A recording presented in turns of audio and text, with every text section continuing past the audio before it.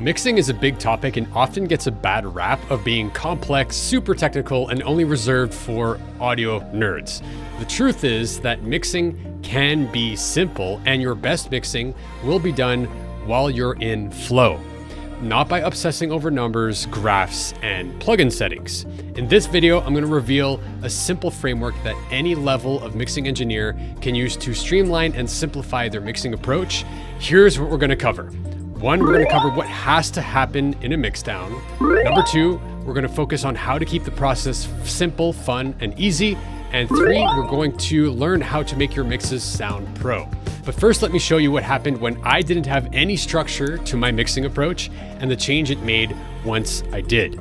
Okay, when I got into mixing, I would spend months on a single mix. Okay, I'd be researching the best plugins to use, watching tutorials to learn specific settings, and meticulously obsess over every single detail that is involved in a pro mixing a song, right? And I was thinking that the answer to getting a pro sounding mix would be from analyzing all the numbers and getting the specifics of the plugins and the tools and the order of the plugins and the settings and all that kind of stuff. And those mixes ended up sounding pretty good, and I got better and better, but it took me way too long to realize that the best way to level up your mixes is to practice on a ton of different material. And why is that? Because every song is different, okay? It'll have different sounds, it's in a different key, it has different effects, different arrangements, different BPMs, you name it. So there's no magic settings because it's all context dependent. Now, when you practice a specific process and get familiar with the sequence of events, you learn how to channel all of the technical considerations that are involved in a mix into a flow state. And by virtue of doing so, you get much better, much faster, because you learn how to think and act like a mixer. All right, so to start, we're going to cover the process I use when mixing. But first, we have to break down what has to happen in a mixdown in the first place. Okay, so the goal is that we need to bring out the most impact out of a piece of music as possible. Okay, you're creating essentially a sonic aesthetic, the framing around. You have influence over what is enhanced, what is accentuated, and what frame the song is really going to be perceived and listened through. You're fixing any glaring frequency problems and dynamic problems. You're enhancing the character of your tracks. You're creating an engaging and enjoyable listening experience. Okay, so that's the focus of a mix, and all the tools, all the techniques, all the tactics are in service to that, to creating the most impact out of the song and fixing any glaring problems that reduce the overall sonic quality. All right, so let's move on to how to actually go about doing a mix. The easiest way to do that by far is to have fun in the mixing process, which we'll talk more about later. But in order to do that, you need a proven and reliable system to mix your tracks from start to finish, okay? This will help you frame your mind properly and keep you in flow. So in order to do that, let's go ahead and break down the 7-step process that I use for every single one of my mixes. And I'm not going to go into all the nitty-gritty detail of all of these steps and the whole mixing process. If that's something you're interested in the future, let me know in the comments down below.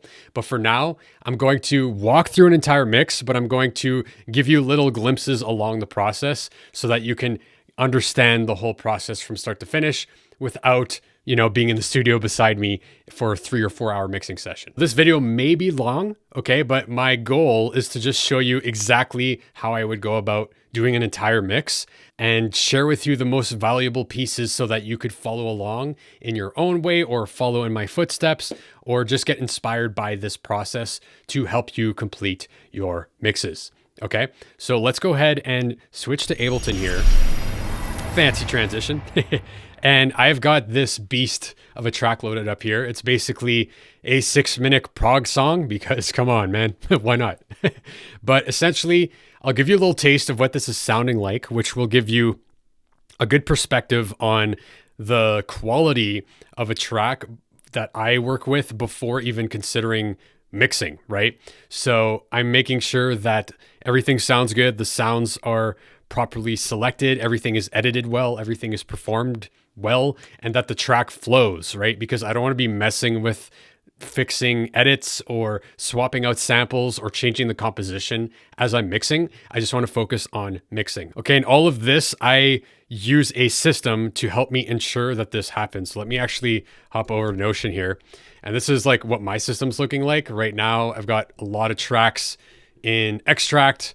We'll talk about that in another video. I've got all these tracks that I've mixed for this album. I've got one that I've sent to my mastering engineer, and Straight Outta Serious is the one we're mixing today. Okay. So I'm going to open this project card. I'm just going to change this to mix.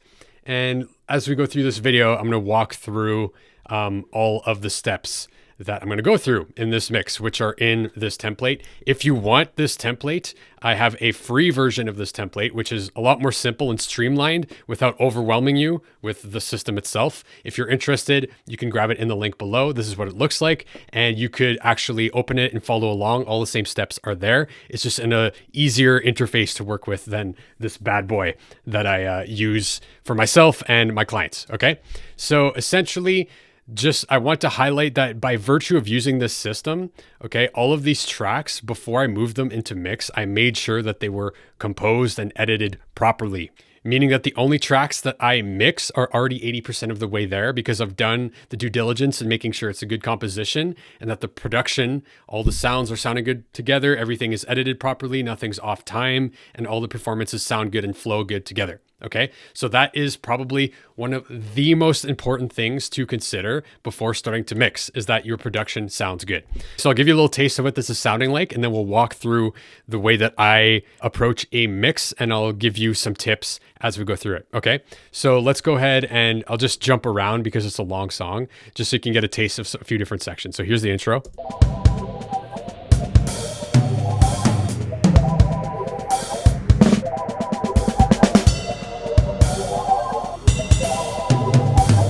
Okay, so just trippy. Here's the break.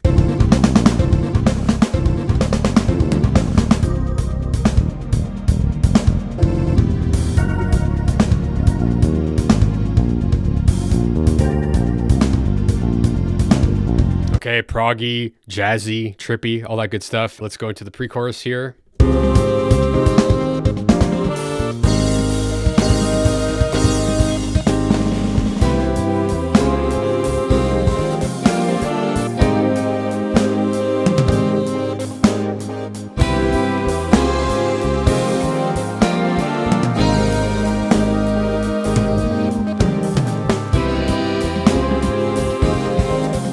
All right, so everything's sounding good, edited, everything flows well. Let's just go to this B section here where there's some guitars that come in.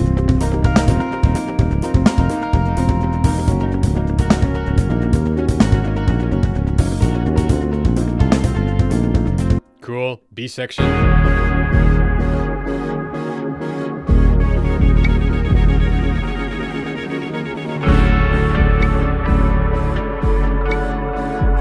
Okay, piano solo.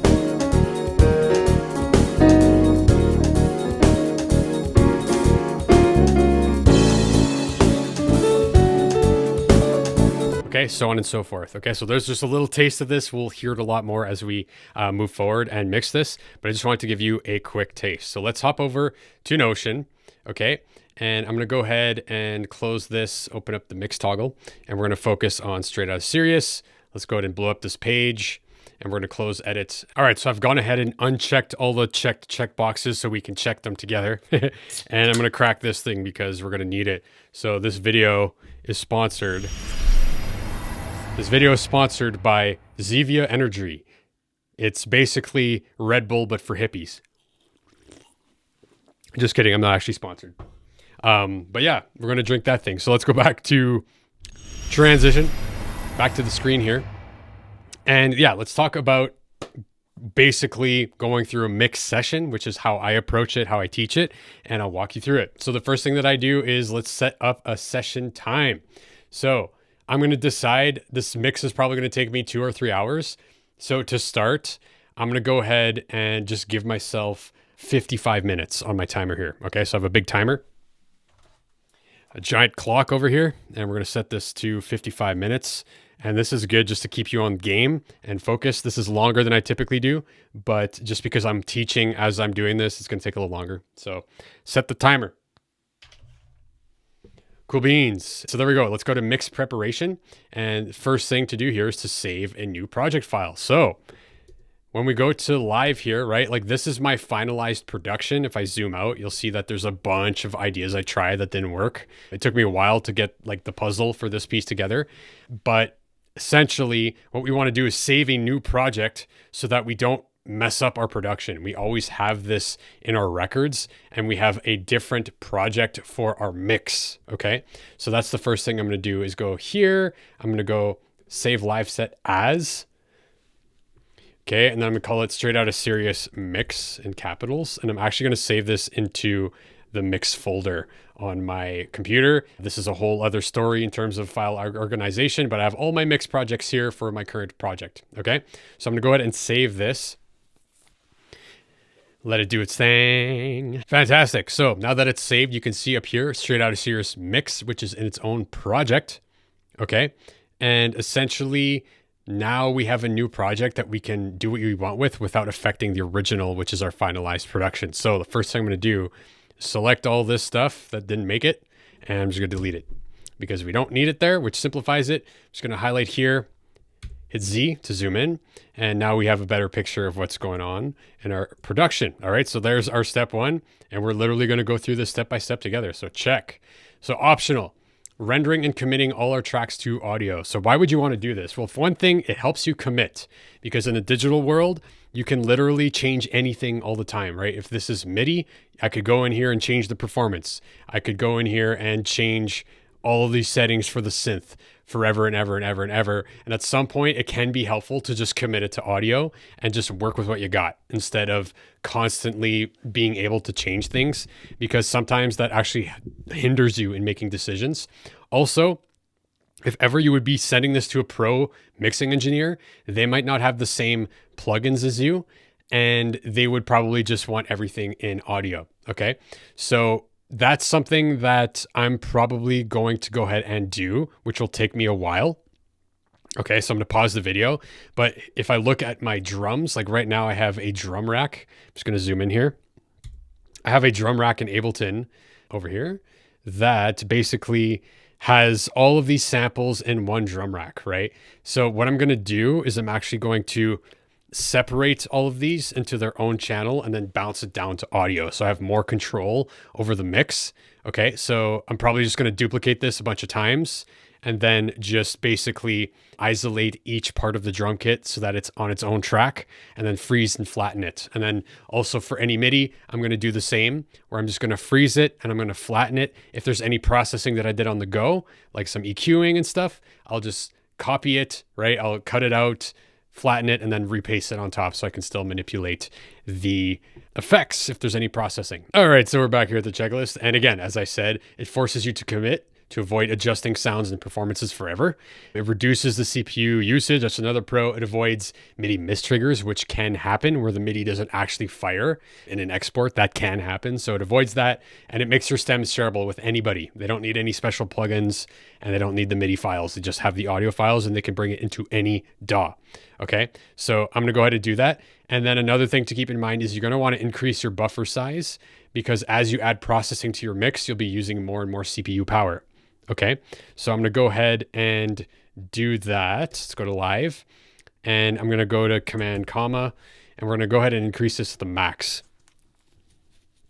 because I don't plan on recording anything else in here. Everything's recorded, so I don't need any live tracking. So there's no worries if there's 45.9 milliseconds of delay, because I'm not tracking anything. But notice how it saves me a ton of CPU up here, right? All right, so the first thing here that I'm gonna have to bounce down to audio is this drum track. That's what it sounds like. Let's just play from here.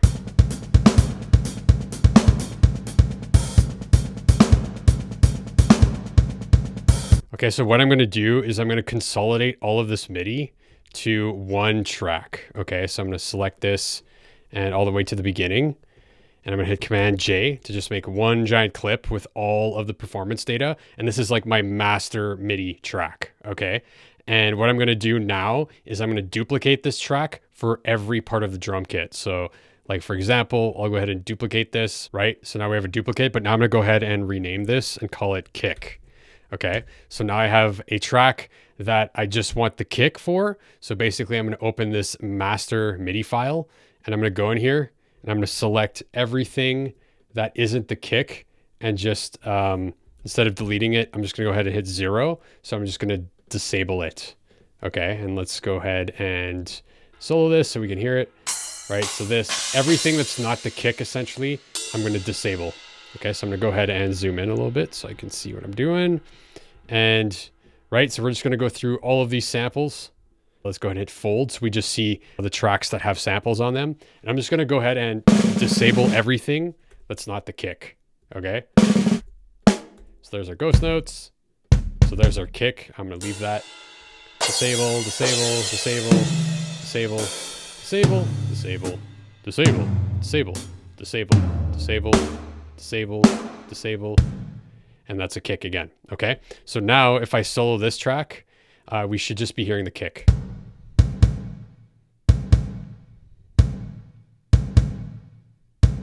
Okay, so now I've effectively created a duplicate that's only the kick. Now I can right click on this, I'm gonna freeze it. Okay, so notice if I go to the kick here, like I had an EQ cutting out some low end, but that's not a big deal.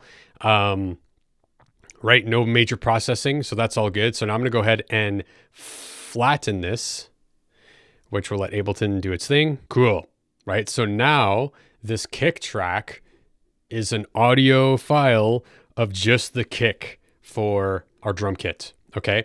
And that's essentially the process that I'm gonna do for every part of the drum kit. So I'll have one for kick, one for snare, hi-hat, crash, ride, tom 1, tom 2, and then I'm probably going to have a fake room.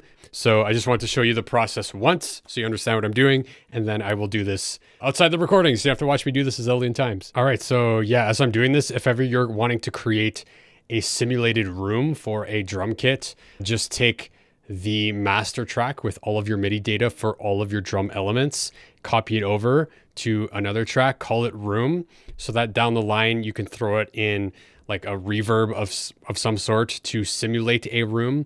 But you're going to want to have all of the performance data, because in like a real life drum recording situation, you're going to have all of the drum elements inside the room, which you would also have bleed with all the other microphones, but that's what we're trying to emulate without going super down the rabbit hole. So if you want to create a fake room, that is a great way to go about it. And now that I have all of these tracks, the MIDI for each of these individual drum tracks separated, I'm going to go ahead and freeze and flatten all of these tracks. All right. Yeah. So as you're going through your tracks, when you come across things like, for example, here I have a drum rack that just has a kick and this almost hi-hat sample together, but it is worth duplicating this track to separate out those elements, because you don't want the decisions you're making for the low end of this kick to have to also include the high end click of this. It sounds like a cinder block or something. So yeah, I'll just give you a taste of what this sounds like.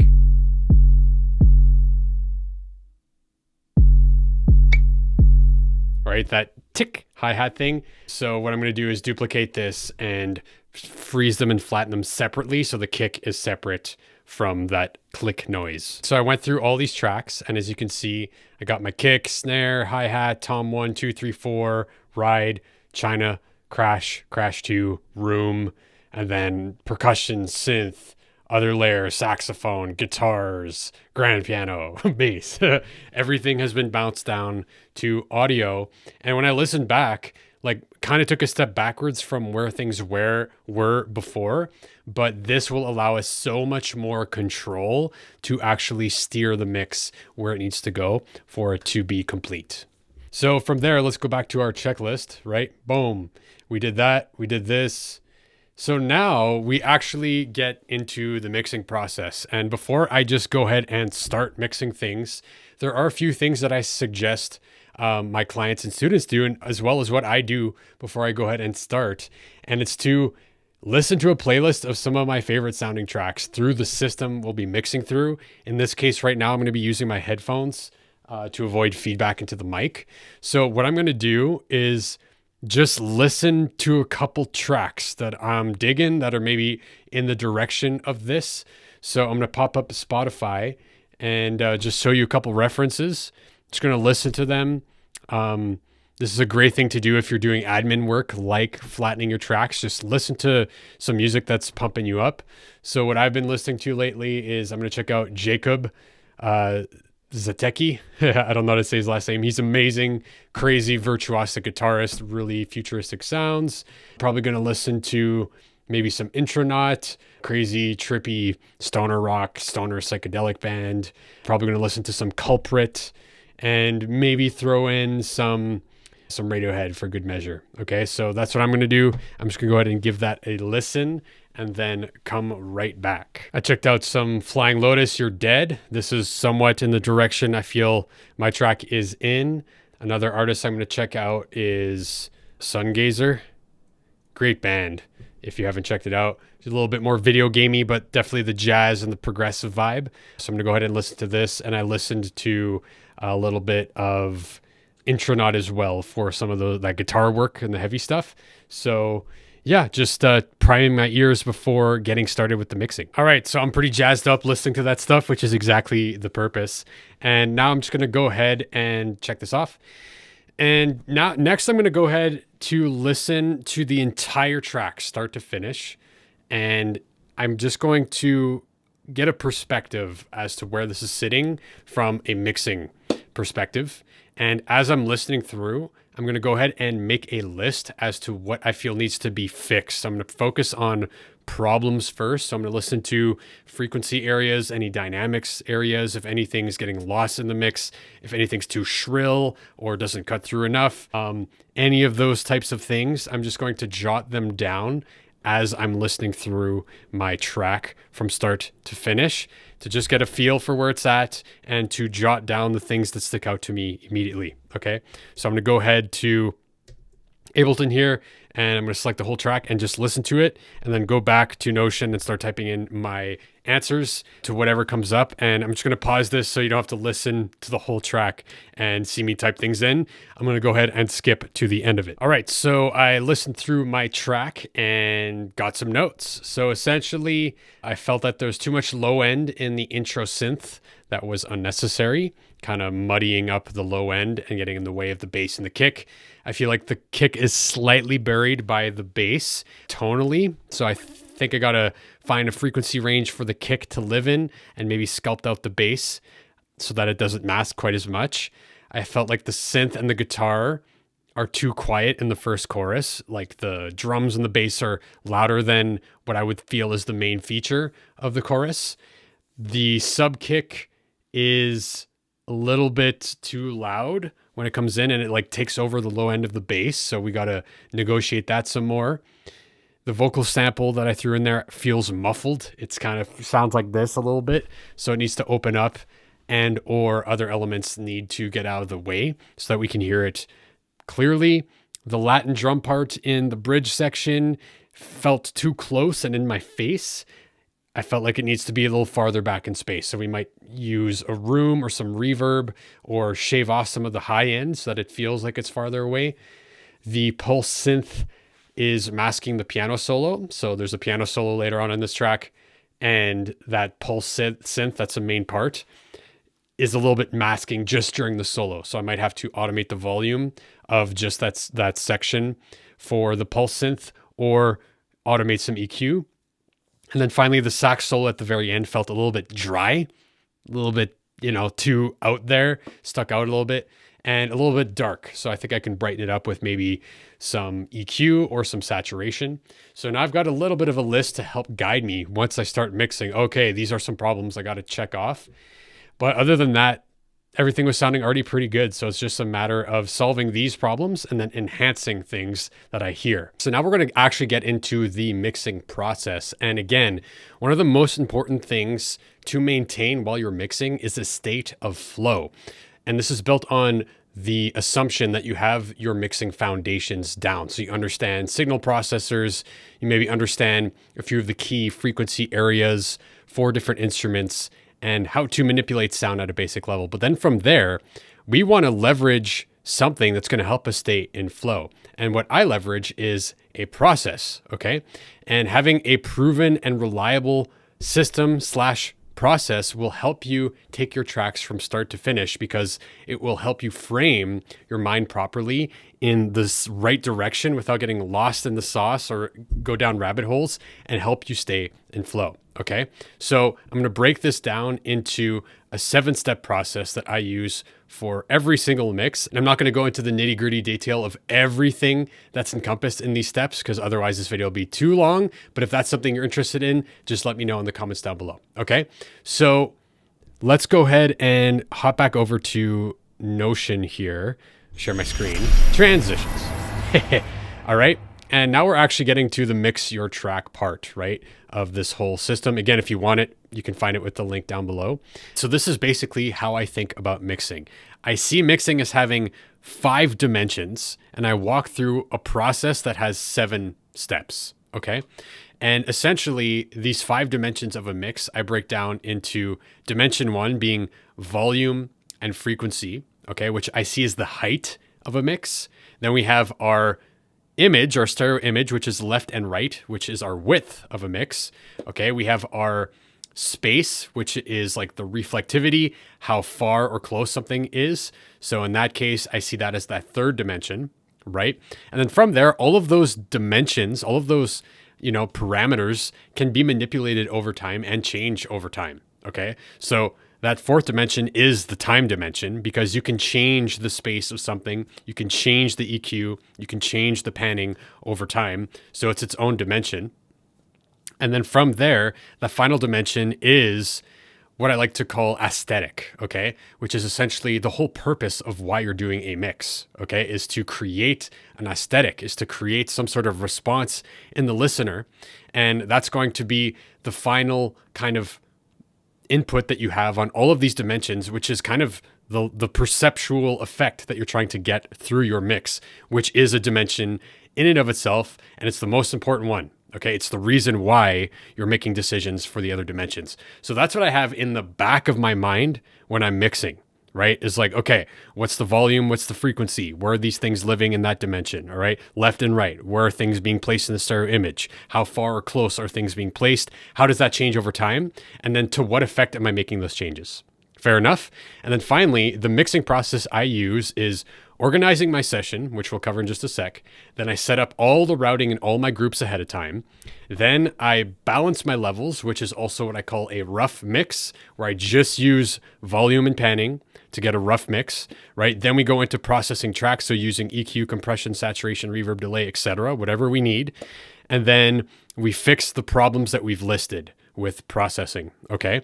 And then from there, we move forward, and I usually go bottom up. I start with drums and bass, and then I'll add the other elements on. But you can also go in any order you wish in whatever is most important for the track, okay? And then from there, I take some time to do some automation. Then if there's a need or room, I take a step back and look if there's opportunity for any special effects to be included. And then finally, I will finalize and use references to see where I'm at.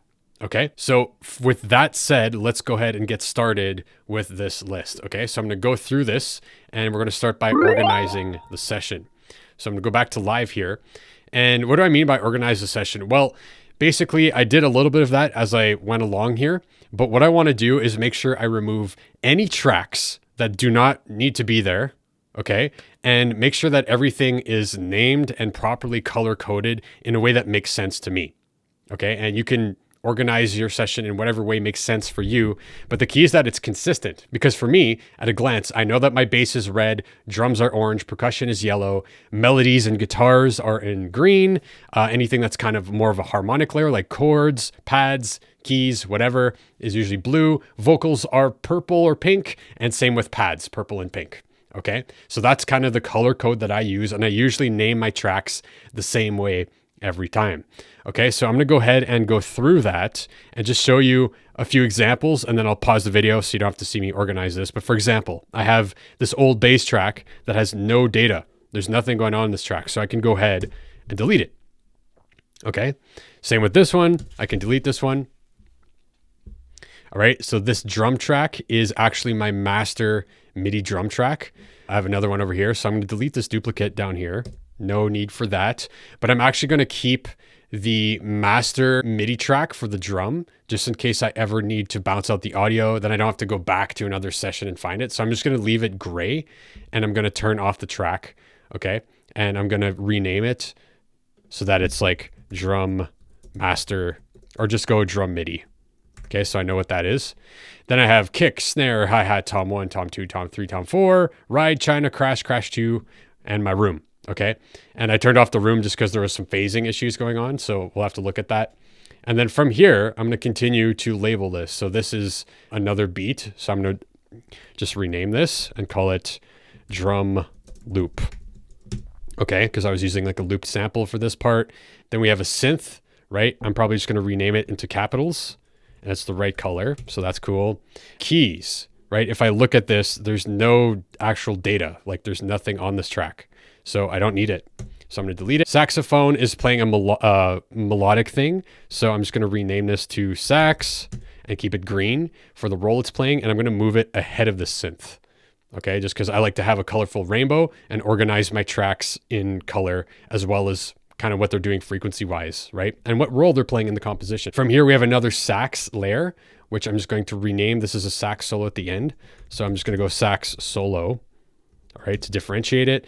That color is fine with me. I'm going to move it there, right? Here we have another ambience, but this is sax ambience, okay? I'm going to put it here. So on and so forth. So I'm just going to go through all my tracks and make sure that anything that's not needed is gone, and rename everything and color code it in a way so that I know instantly where things are and how it's organized. And if you haven't already, I would encourage you to put markers for every section of your track. Okay, so it's easy to identify them and go straight there as you're mixing. All right, so I've gone ahead and reorganized my whole session. I've renamed all my tracks and I've removed anything that's unnecessary. And yeah, I've organized this. Basically, this is how I like to do things. Red is lower frequency, and then I start to go up into orange for drums, yellow for percussive stuff, green for guitars or leads or riffs, right? Sax for melody, solo, and then I start getting into blues for chords, ambience, pads, etc. And then we have piano, we have a synth pulse in blues, synth lead, so getting into purples, pinks, all this kind of stuff. And I've named everything so that I know what it is by the name, right? So like guitar riff 2, guitar lead, saxophone solo, ambience 2, right? So all this to say is that in the heat of the moment, when I'm mixing, I know where everything is, it's named, and it's color coded so that I can keep track of it. Okay, so let's go back to our list. And hey, we did number 1. So number 2, we're going to go ahead and set up routing and groups. So again, here we're doing the necessary prep work so that we can stay in flow, so that, hey, when we're starting to mix, all of our return tracks for our go-to stuff, or what we envision wanting to use for our mix, is set up ahead of time. And our groups are there as well, so that we don't have to mess around with setting things up and routing things. So you can set up all this routing and all your groups ahead of time. If you're in a fancier studio or you have outboard gear, this would be a great time to set up that routing so that in the heat of the moment, you could send to your outboard compressor, you could send to an outboard piece of gear and route it back in without having to stop the process of mixing, okay? But for our cases, what I'm going to do is just make sure to group the tracks that make sense together, and then I'm going to set up my return tracks for this mix. So for example, bass, there's only one bass instrument, so there's no need for a group. We have a sub kick, which, we could put it with the drum group, but since it's kind of its own thing, I'm going to leave it. But then our kick, snare, hi-hat, toms, all of this, I'm going to select all of these, hit Command G, and we're going to group that into one group and rename it and call it drums. Right? So we can control it with one volume fader, and we can put processing on the whole group if we want to. I could make a group for all of this of like percussion, right? Sometimes it can be helpful to simplify what you're looking at when you're mixing. Okay, so I'm gonna go ahead and group these and call this just perk for percussion. Okay, so we're gonna do that, and then I'm gonna do all my guitars. I'm gonna get the synths together, ambiences, the samples together, and just organize myself this way. So I'm gonna go ahead and do all these groups, and then we'll move on to the return tracks. All right, so I've gone ahead and grouped all my tracks, and notice how much more simple this looks, right? It's a lot easier to digest. I have my bass, sub kick, drums, percussion, guitars, leads, synths, effects, samples. Okay. So everything else is living inside these groups just for the sake of organization, because you can still process things independently here, right? But it just makes it easier to manage as you're mixing. And then you get the advantage of processing things as a group. So the next thing we're going to look at is these return tracks. So right now I have Valhalla Supermassive that I've been using throughout the composition and the production. And then I have this one delay that I was using, I think, for the vocal, right? So I could go ahead and rename this to Val, which it was already called that. We'll call this vocal delay, Vox delay. And now I want to go ahead and create the return tracks that I anticipate using. So what I'm going to do is actually probably have a short reverb, right? So I'll go ahead and create these tracks as we're naming them. So let's go ahead and insert a return track. Okay, I'm going to rename this to snare short for a short reverb for the snare.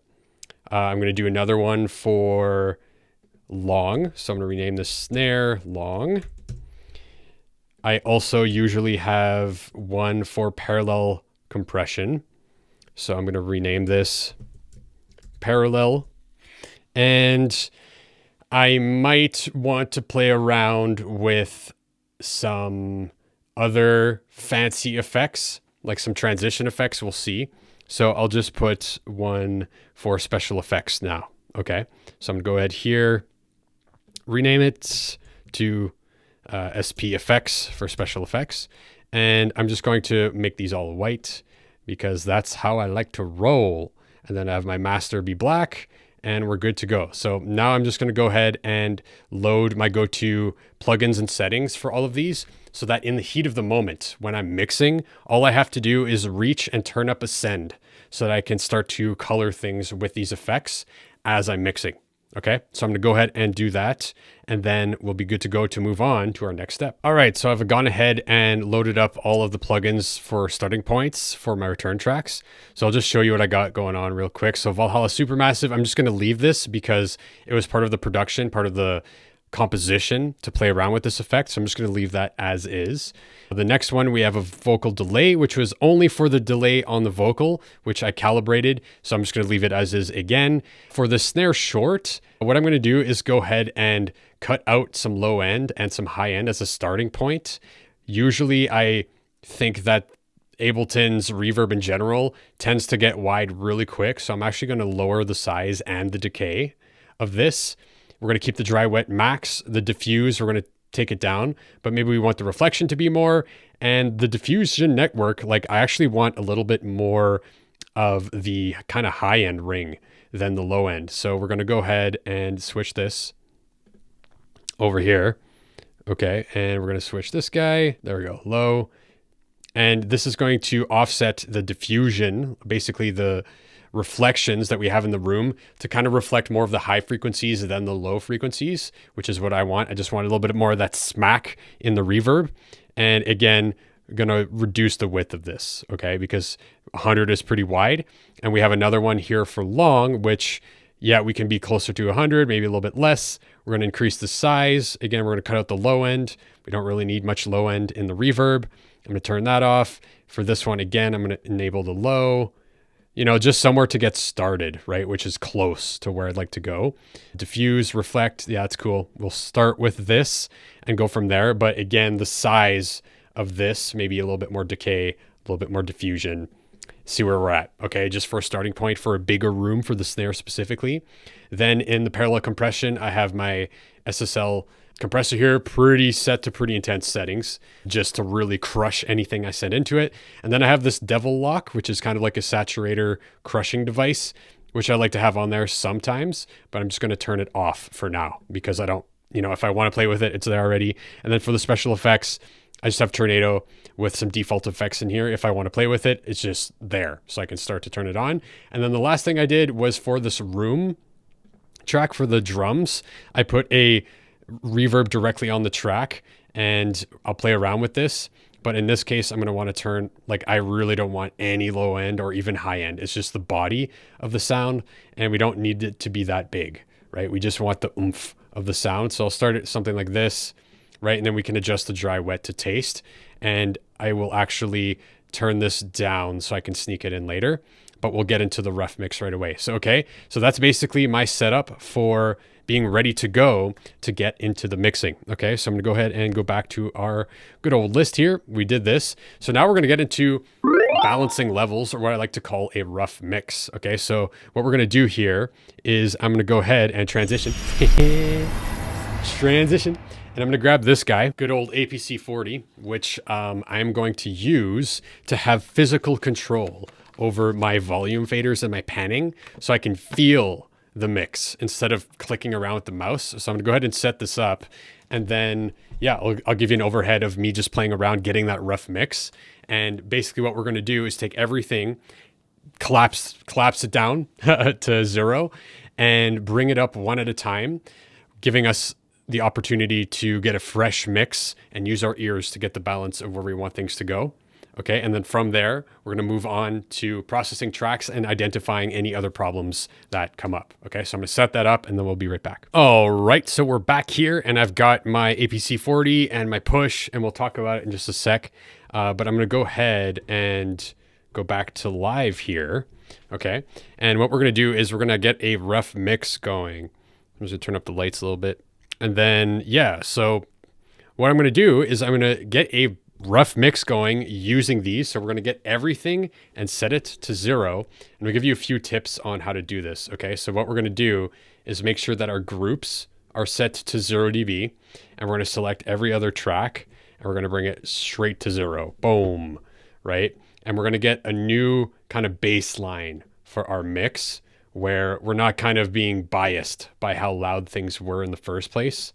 So all I'm doing here is I'm going down the line of all these tracks and I'm dragging it to 0, ensuring that my groups are set to 0, because I'm not going to be really touching the group fader in order to change the volume. And again, you can do this with any controller. It doesn't have to be anything fancy like this, but that's why I like to have a controller with faders, because I like to have physical tactile control. But you can use encoders. You can use any controller that you have and map it to this. It's just easier to do with something like APC 40 or something that has a custom remote script for Ableton. That's another story. Okay, so we got all that to 0. First thing I will recommend is that in session view here, you can click and drag this up to get more data, because I'm going to want to see my RMS and my peak. And then the next thing we're going to do here is make sure that our master is set to 0. And I just encourage you and I recommend that you never touch your master fader ever. It just eliminates a variable and you can use it just to automate your fade in and your fade out. But otherwise, you want to just leave it at 0 so that you can do the mixing with your individual tracks and leave that constant. Okay, so that's what we're going to do is we're going to play this from the beginning. I'm going to have to jump around to get different areas where everything is happening, right? But we're going to aim for about minus 10 dB as a starting point for volume. And we're going to bring in one element at a time and start mixing these together and jump around and have fun with the process. Okay. And then here, so here I have, this is selecting my tracks and I'm gonna have to look at my screen. And then on top here, I have my panning control, so left and right. And then on push here, I have the new track mix mode on push 3, which is awesome, so that I can see all of the sends for whatever track I'm on. Okay. So when I'm on track 1, I have send A, B, C, D, E, F, all here, and then I have the panning, and then I have the volume. Okay. So we have all these parameters together. And yeah, I'm just gonna go ahead and start getting a rough mix going with all of these things. Okay, so I'm just going to start playing it here. I'm going to go ahead and start selecting our different tracks here. Okay, so here's our drum MIDI. We need no volume there. And we're going to start with the bass and we're going to bring that in and aim for about minus 10 and then go from there. So I'm just going to swap views here in Ableton to go to session view so I can see what track I've selected a little bit easier. All right, so let's go ahead and give it a go. I've brought up my bass to about minus 10. Okay, next we're going to go to the sub kick, and I got to go to a location where there is the sub kick. So we'll just go over here, press play, bring it up.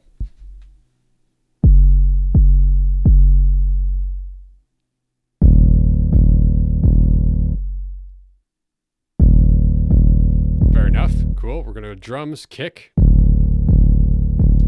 going to go back over here to the beginning, bring in the kick.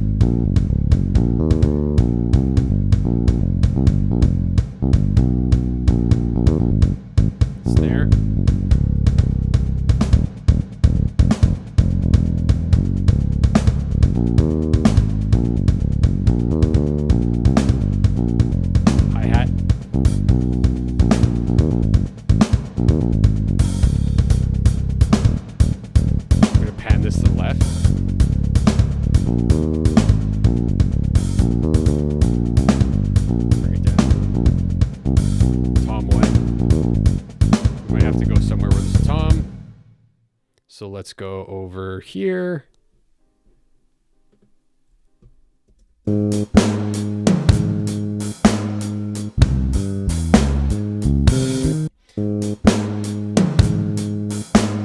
So this tom, I'm actually going to pan it to the left. Okay, and one thing to keep in mind when I'm panning my drums is I like to have the perspective of the drummer. So I'm imagining that the listener is sitting where the drummer is. So I'm panning the hi-hat to the left. I'm panning the tom 1 slightly to the left, right? And then tom 2 slightly to the right. And then usually the floor toms are more towards the right side of the kick. So I'm emulating that in the panning of our drum kit, okay? So basically, I'm just going to continue going with all of these tracks. All right, so now we did a rough mix, just getting our hands dirty, getting a feel for where the song is. Everything is pretty good in terms of level, not clipping, which is great. If you were clipping, you could turn down the volume of all your tracks just to ensure that you're not clipping your master bus. But already, I'm starting to see where some problems are, right? Like some of the synths are competing with the guitars. At some areas, it's really hard to hear certain tracks. So that's going to help inform me as to what decisions I'm going to make. The low end in certain places are getting masked. So a lot of ammunition and a lot of clarity happens through a rough mix. So I'm going to go ahead and go back to Notion here, share my screen. And yeah, so we did our balance level. So now the big heavy lifting part is processing tracks, okay? So again, we're using EQ, compression, saturation, reverb, whatever it is, to process our tracks in a way that makes sense for this mix, okay? And now I'm gonna really reference these problems to help me kind of go, through the mix and solve these problems first, okay? And I usually move in the order of bottom up. That's just like how I like to work. So I'll start with the bass, the drums, get that sounding tight, start adding in more layers, constantly referencing the rest of my mix and going from there. All right, time to get our hands dirty with some processing. So what I'm going to do is methodically move through every single track and give it a treatment, but I'm going to pause it intermittently just so it doesn't take forever. And yeah, we're going to go through every track, check it out, see what's up, and then we're going to go through my list of problems, which I have handy right here. And then at that point, we're probably going to be in a good position to make further some decisions as to what this mix needs and where it wants to go. Okay, so I'm going to go ahead and start with the drums. Okay, so for now, I'm just going to quickly solo it, get an idea where it's sitting, and listen.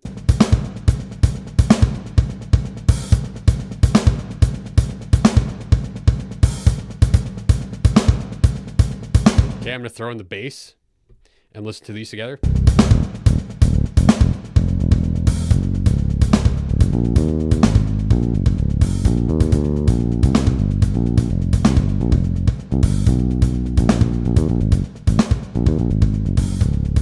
So the first thing I'm noticing is that the bass kind of wants to sit underneath the kick drum in my ears, and they're kind of stomping on each other a little bit. Okay, so I'm going to look at just the kick for now.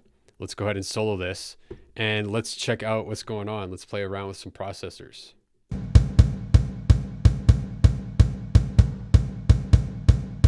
Okay, so a good first layer to approach this is I'm just going to go ahead and throw an EQ8 on the kick, and I'm going to start to carve in the low end a little bit.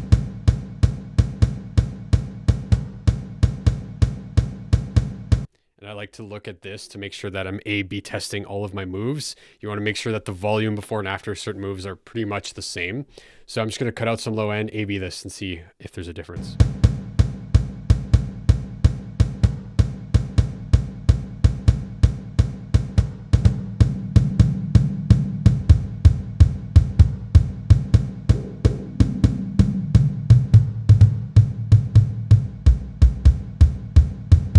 So to my ears, around 80 hertz is kind of where this kick wants to sing. 100 hertz to me sounds a little bit boxy, a little bit wobbly. This sounds a little bit more girthy. So I'm gonna go ahead and bring up the bass. We're gonna pop another EQ8. I'm just gonna see where it kind of wants to sit, okay?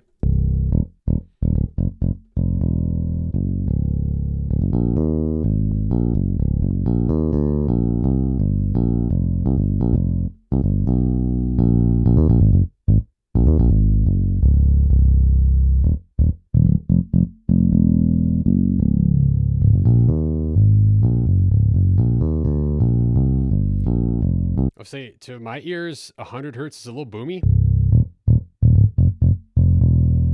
And I much prefer the sub sound. Around 60. So what I might do is just keep in mind that, hey, around 60 hertz is maybe where the bass wants to live, and maybe more around 80 is where the kick wants to live. I went through a first layer of processing with every track. I'll give you a little bit of a taste of what it sounds like, and then I'll quickly break down some of the moves I did without going too deep down the rabbit hole. Okay, and then from there, we'll move on to solving some of the problems we noted down, although some of them got solved through this process. And then from there, we'll continue moving through our checklist in Notion. So I'm just going to play a few sections for you so you can hear what this is sounding like, and then we're going to look at the processing.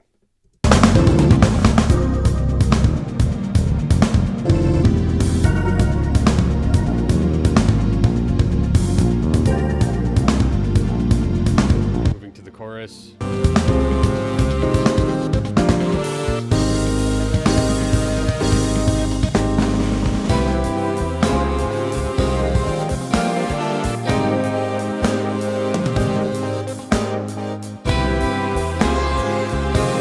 Let's skip ahead here.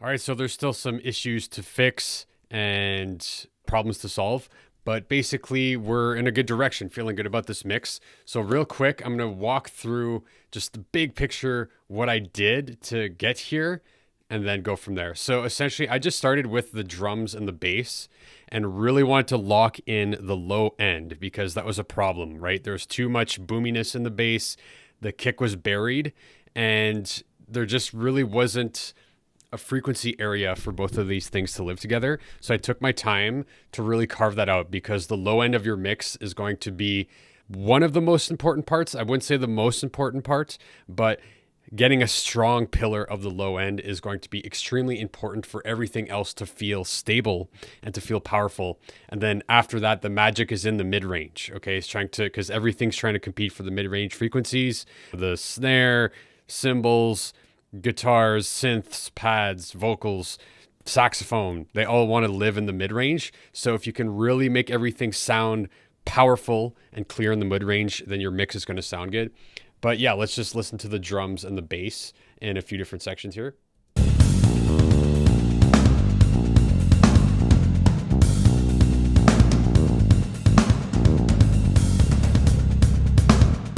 Bass can probably come down a tad. Let's go over here.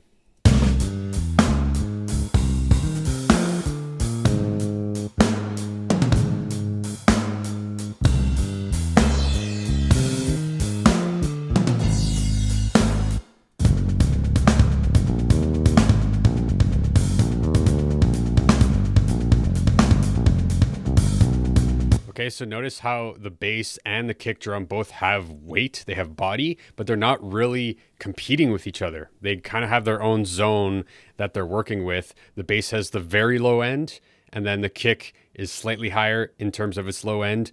And then they both have their own area that they live in the low mids, okay? So let's quickly go over what's going on here. So the bass, I have a few layers of processing. I'm just EQing out the low end here at like 30 hertz just to cut off any low end rumble that we do not need. And I'm actually shaving off somewhere around 5K because we don't really need any high end frequencies. And then I have another EQ to accentuate certain frequencies.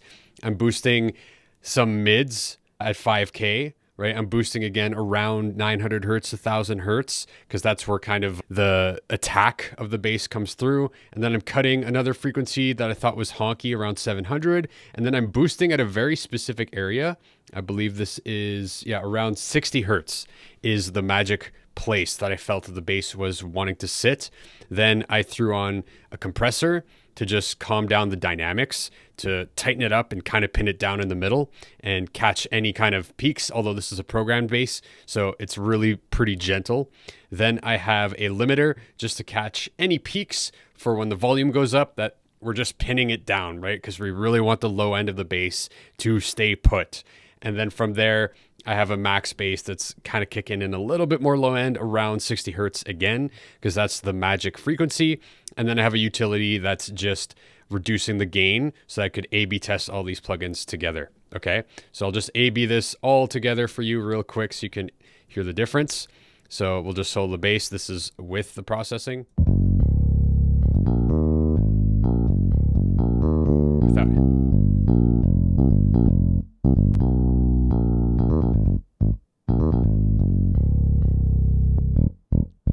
Okay, so now let's listen to them both with the drums, and I'll A/B this processing.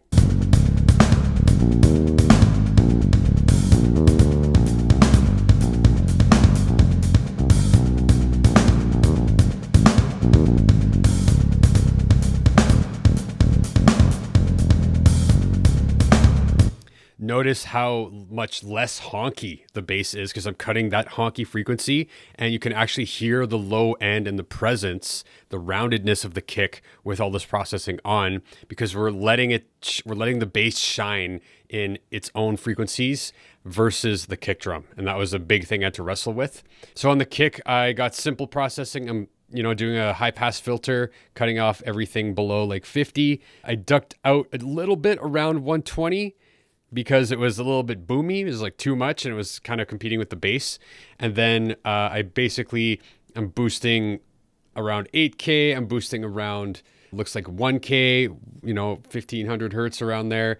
And I'm cutting around 700, 750. There is just like a honky, boxy frequency. And then here in the low end, I'm boosting around 80 hertz. Okay. So the bass is really living 60 hertz and the kick is living 80 hertz in the low end. Okay. So I found those frequencies and wrestled them in place. And then I have a 1176 to really bring out the body of this kick, as well as the attack, which will A/B it so you can hear it.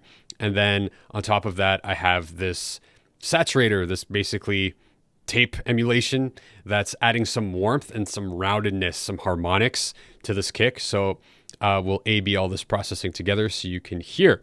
All right, so this is without the processing.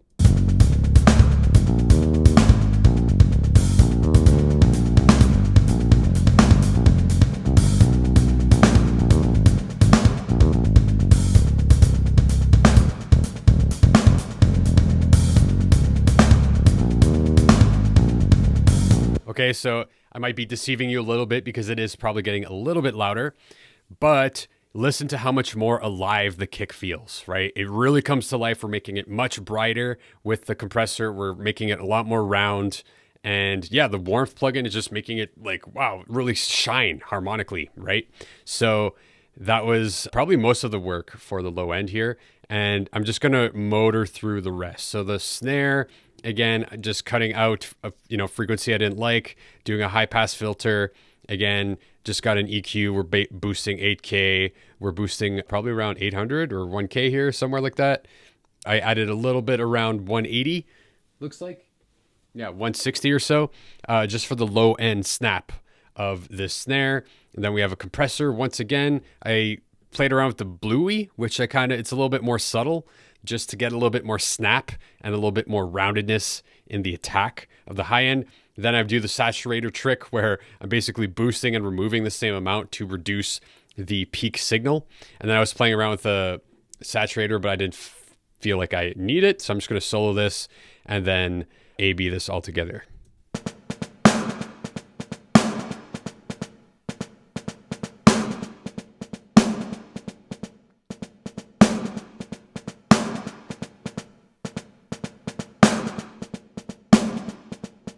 So notice how much brighter the snare gets and how much more articulate all of those ghost notes come, right? All of the dynamics and the high-end sheen, the harmonics come out with the compressor as well as this EQ, okay? And then one thing to note is that I'm sending this snare to both of these return tracks for that sense of depth, right? If I turn off these returns and I solo the snare, listen to how dry it sounds.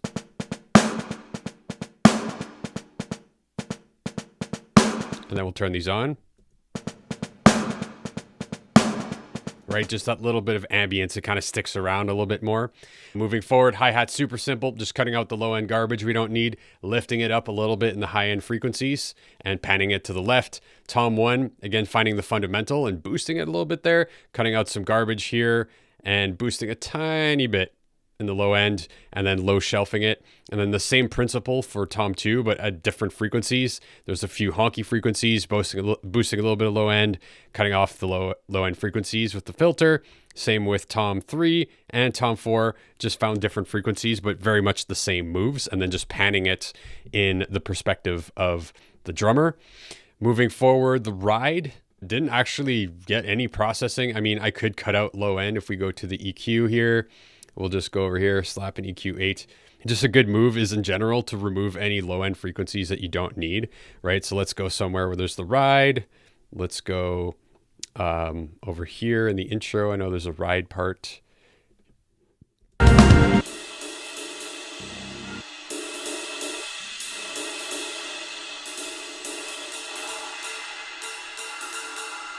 Maybe I'll dip down around 1K since there's a lot conflicting there, especially in this section. Let's A/B this. All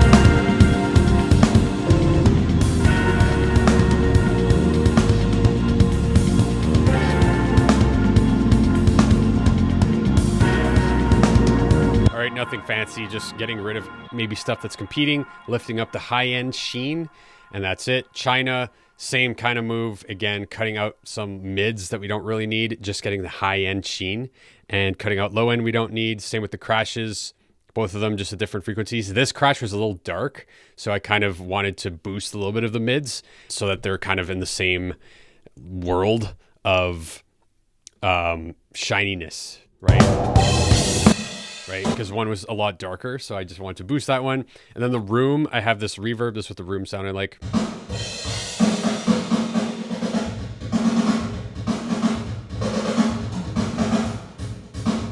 Right, I just kind of want that boominess and like the room sound, which gives the kick and the snare a little bit more body, a little bit more ambience, and it just kind of livens up and glues all these elements of the drum kit together, right? It's mixed in pretty low. So that's what's going on for the drums. Okay, moving along here. Again, the sub kick, just really being surgical on what I'm cutting off. I'm like cutting off at about 30 hertz or so, just to make sure to tame the low end, because there's a lot of low end frequency here. And then I'm actually compressing it a little bit, and actually with a slower attack so that the sub can really ring out a little bit. So we'll play that real quick. Right, a ton of low end. I might have to tame this some more, but when it plays together with the bass, these are sitting pretty nice.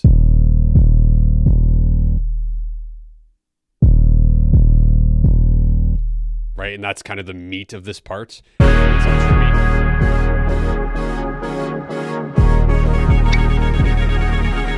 Okay, so again, just taming the low end in the percussion loops, nothing fancy, kind of a typical move. I just wanted a little bit more mids out of this actually, because this loop, if we listen to it, right, it's got a little bit of dirt, a little bit of saturation there. So I kind of wanted that essence to come through, cutting out the low end. And yeah, there was a kind of honky frequency here that was like too low end. Like I don't want any low end from this. I just want that like crunchy texture. Moving on to this other percussion loop, very similar move where I actually have a compressor on it and I'm dipping out a ton of the low mids here just because It didn't need it. There was like the kick drum coming through. All I need is this like, right, kind of essence. It's kind of in a room and like a little bit pushed back in space. It's just like a texture thing happening in this section. And jump. And you might think, what if I fall? Well, what if you don't? What if you fly? Fly, fly, fly, fly, fly, fly, fly. Right? It's just like a texture. In the back, click sound, very chill, just like brightened it up a ton and saturated it a bit for this snare element. This could probably come down. Right, so I still have to do some fine tuning for the mix. Continuing with the guitars, the guitar riffs, again, cutting out low end content, boosting it a little bit in the mids. Like I wanted it to have a little bit more teeth. So I did that with both of these riffs. If we solo this.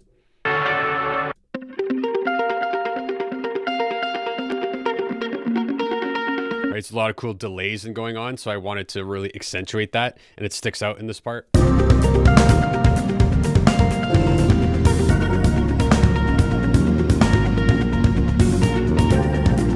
And one thing that I noted is I put any clip that I wanted to automate the volume of down in red, and then anything I want to boost in either green or white.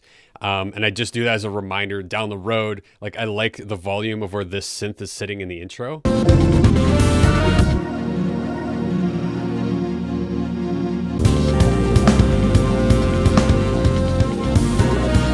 Like I like the mix there, but here it's too loud.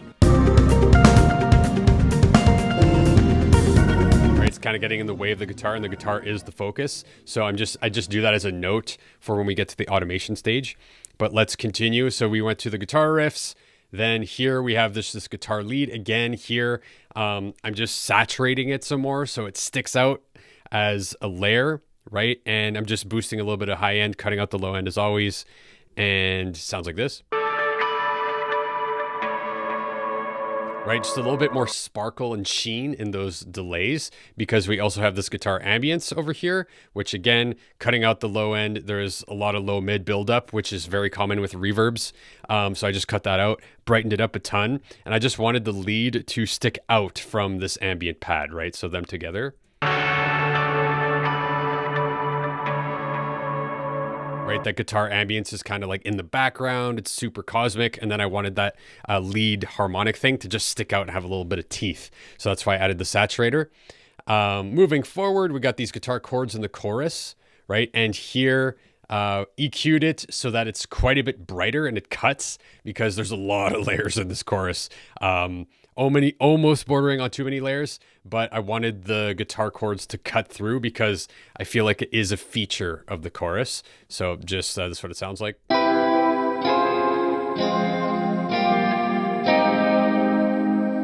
Right, cutting out the low end of that reverb, don't need it. Cutting out some of the low mids, but I just wanted a little bit of cut with the strums, right? So in the context of the whole chorus.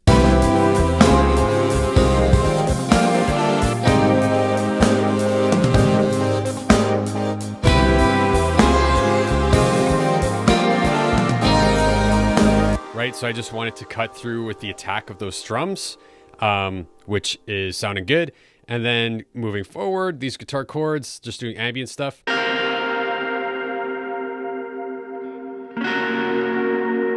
Again, I think I added quite a bit of brightness, like I'm boosting 8 dB here, 7 dB, 5 dB, not being shy. I'm really bending this to be very bright, cutting out the low end, because in the context of this part, it's what it needs to really cut through and have the presence. So I'll play it with everything.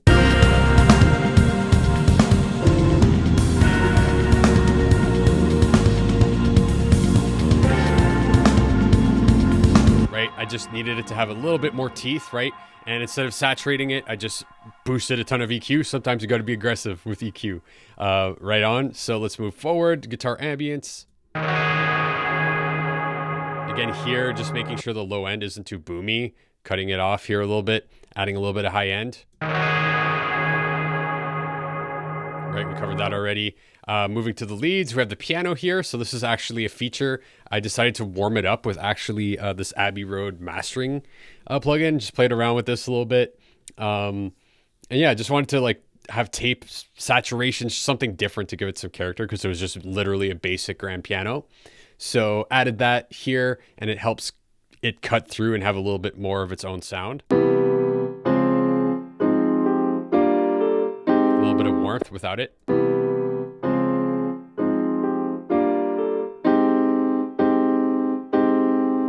It's got a tiny bit of dirt because of that, and it just cuts through a little bit more. So in context.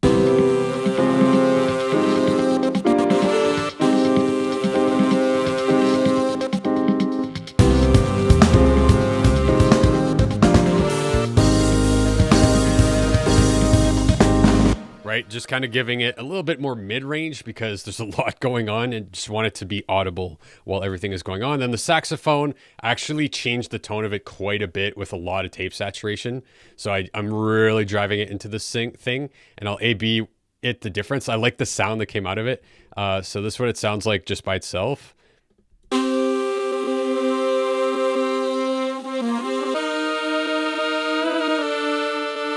And then with these two processors on.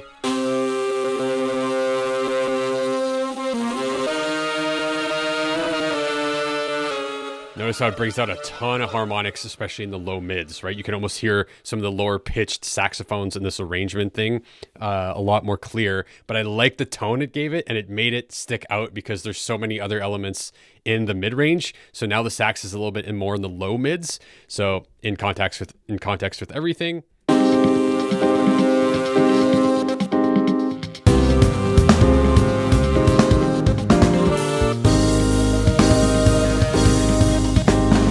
Notice how that dirt just makes it stick out more, so it's more audible, right? Without this, it kind of gets buried with all the other information, so it kind of gives it its own little character. Sax solo, that's in the outro. I still have to work on this, but right now, yeah, I have nothing on here. So basically, I still have to work on the sax solo. I have added some reverb, but I probably have to EQ this some more because it's sticking out a little bit too much to me.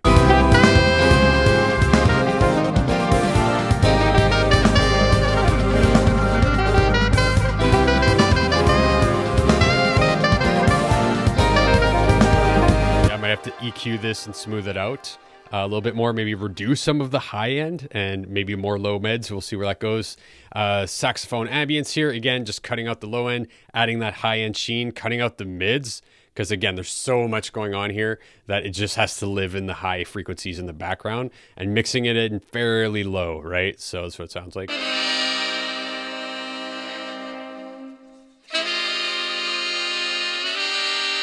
So really it's just the high end of these saxophones, and I'm sending it to the reverb. So it's just like an ambience, right? That's in the background.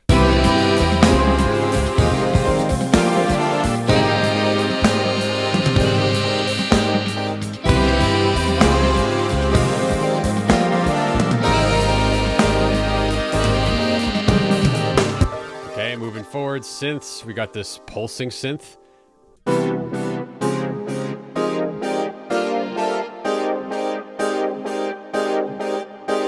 Again, for this, like the effect of this is really in the mids, right? Like the harmonics are in the low mids and the mids. So I'm cutting out all the low end here because the low end was just trampling on the kick, the snare, low end of the snare, the bass, even the low end of the saxophone and the guitar reverb.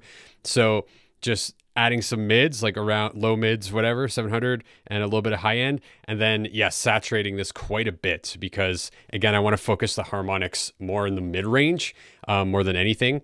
So this is with it off. Turn it on.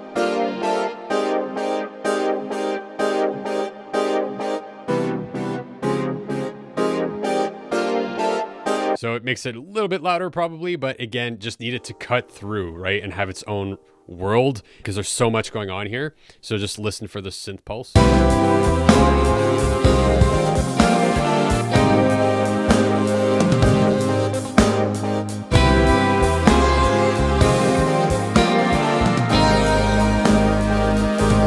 So the saturator just makes it audible for the whole time because sometimes it dips away in the guitar reverb. It kind of gets lost. The synth lead here, we're saturating this a ton. I'm doing tape compression and decapitator, one of my favorite saturation plugins. But basically, yeah, just driving this thing pretty hard so that it can be audible, because I was having a real tough time melding this with the guitar riffs, and I might have to automate the guitar riff volume down. But for now, this is what it sounds like. Right, take these off.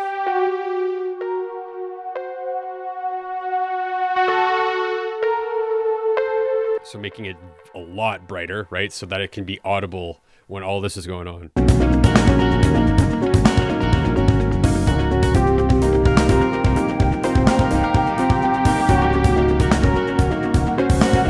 actually going to make a note right now to probably automate the volume of these two clips later, down in volume, right? To make room for that synth lead. Okay, so we'll get to that in a future step. Moving forward, we are here to the synth again. A little loud. It's kind of getting in the way of the guitars, so I got to automate that down later. Let's go to the ambience. Ambience, I'm basically putting reverb directly on the track because I wanted this to be farther back in the three-dimensional space because it's just so busy and so much going on in the mid-range. So this is kind of like trying to be a little bit farther back in the 3D space, right? So just putting reverb directly on it and then EQing it. So this is what it sounds like.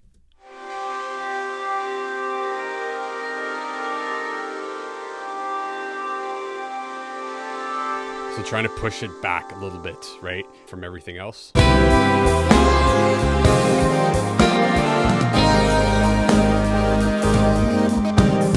that it's actually an ambience, right?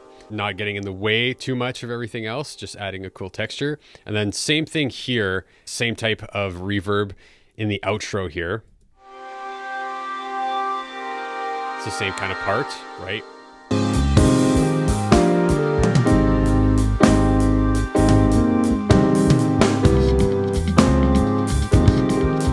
Want it to be a texture in the background. Then I have these pad effects, which is for the intro. Again, panning the whole thing to the left and EQing a ton of stuff out. Like mostly just removing low end, removing the mid-range because there's so much mid-range, and just like a trippy textured effect on the left-hand side here.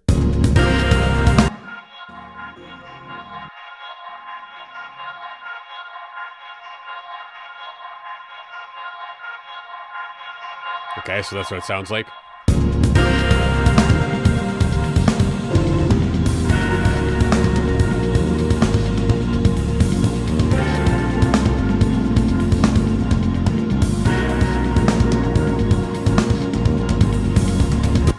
There's so much going on, so just panning it away from the guitar so that your brain can somewhat understand what's happening.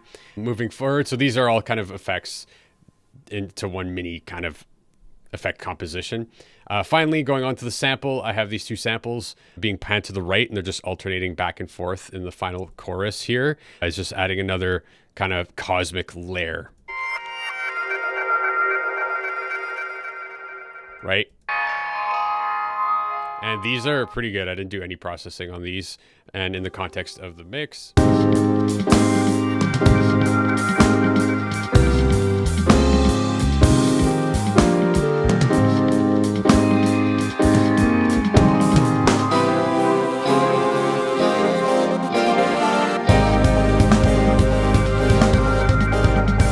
Right, so these are just kind of adding a nice texture, kind of leading the ear as we go to this crazy final climax. And then I finally just have this vocal sample that I still have to work on.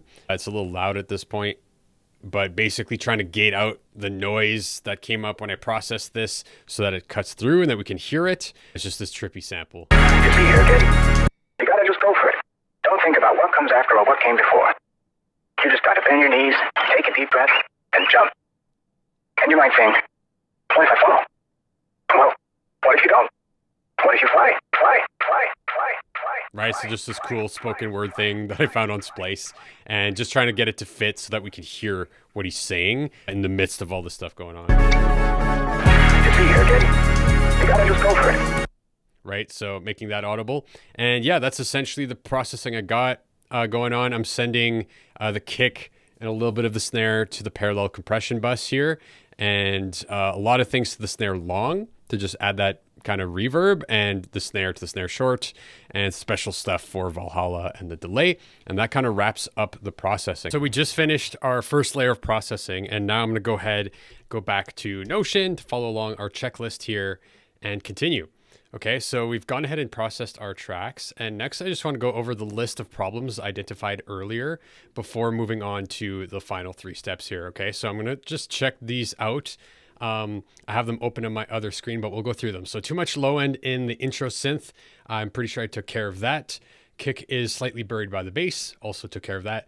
Synth guitar, too quiet in chorus 1. So we'd have to play with that. That might be something we can solve with automation. So I'll leave that. Bass is slightly too boomy, fixed that. Synth and guitar masking in post-chorus. That's going to be dealt with some automation. Sub kick is masking bass, dealt with that. Vocal sample is muffled. I still feel like we have to work on the vocal sample. Latin drum part is too close, needs to be set back in space. We could play with that some more. Pulse synth is masking piano solo, that's automation. And then sax solo is too dry or dark sounding. Okay, so those are the problems that remain for me. So I'm going to prioritize solving this, and I'm going to solve some of these with automation. Okay, so let's go ahead back to Ableton, and I have my list open on my other screen here, and let's check it out. Okay, so basically, yeah, synth guitar too quiet in chorus 1. So let's go to chorus 1 here, and the synth and the guitar was kind of getting buried before. So let's give it a listen, see where things are standing.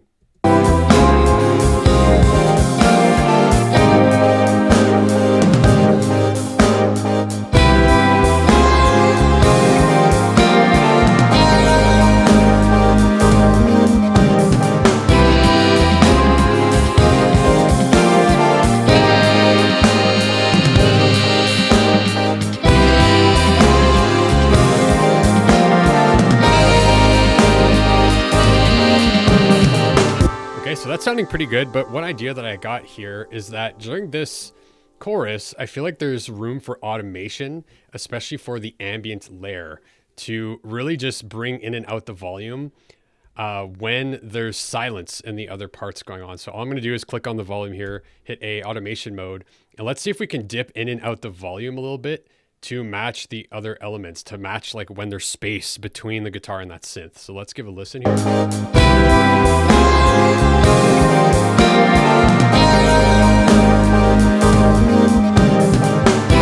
Okay, so that's cool. Maybe around here, we can actually sneak in the volume slowly.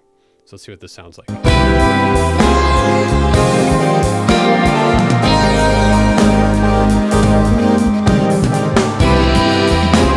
So we could actually maybe raise it even more here. I'm just gonna break some breakpoints.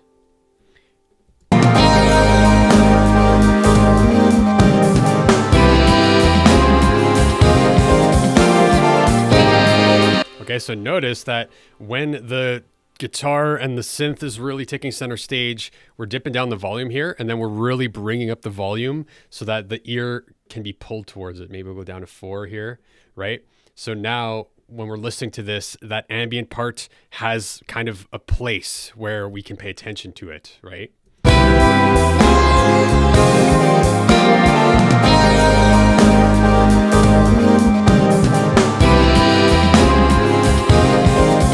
What I'm going to do is actually copy this whole thing.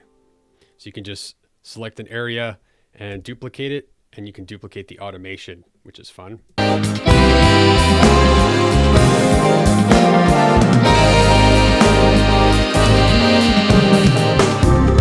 Sounding better.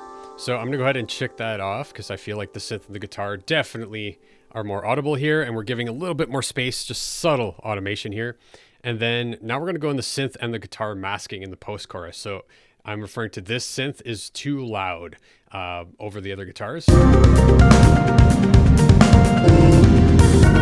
because the feature is the guitar at these parts. Again, think in 5D. What's the aesthetic here? It's those guitar parts during this section. So I'm going to go ahead and go into automation mode. And I'm just going to select this clip.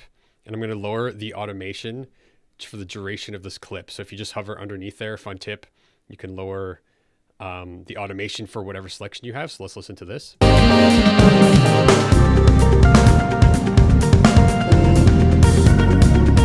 It's a little little bit too much. Let's go here.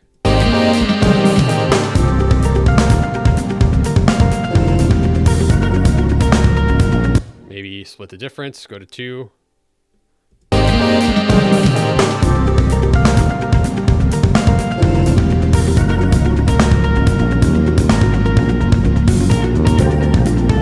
Much better.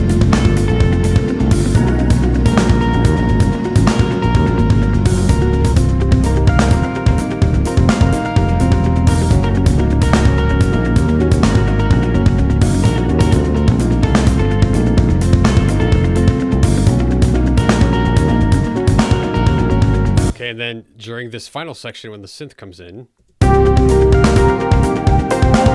going to lower the volume of these guitars just slightly, okay? So these two. I'm actually just going to do this on the group, okay? So I'm going to open up the group, and just during this time, right, this amount of time, let's go into fixed grid, select this amount of time. I'm just going to lower the volume of the guitar group just for when that synth comes in.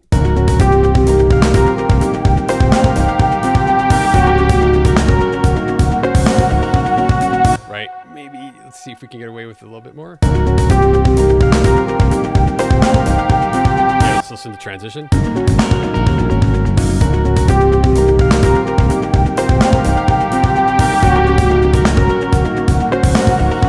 Right, might get it to 2. Let's see what -2 sounds like.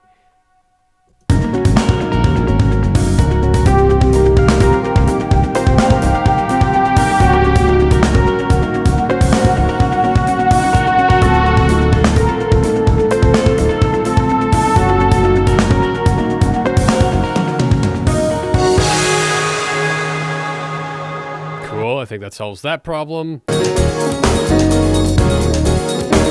Okay, and then during this piano solo, again, we got to tuck this synth a little bit farther back. So from here, we'll create a breakpoint. Maybe go back to where it was, -5 or so.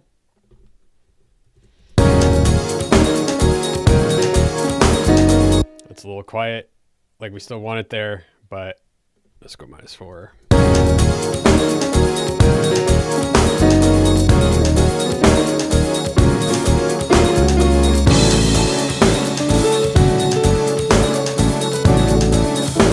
This piano can come up in volume. Let's make sure. Yeah, that's all good. So let's just bring it up.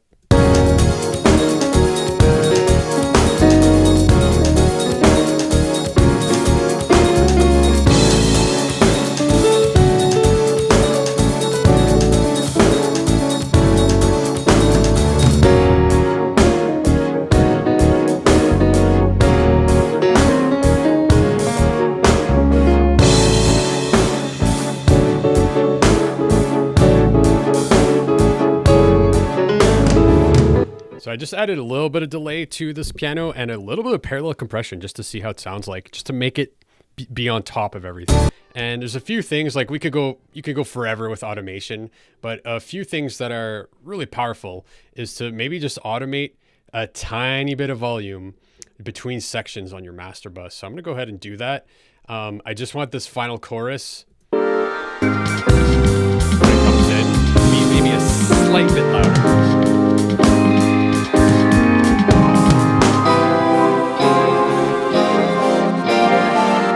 So right there when the bass comes in, where is this? Yeah, maybe here, right? We can go up 1 dB, very subtle.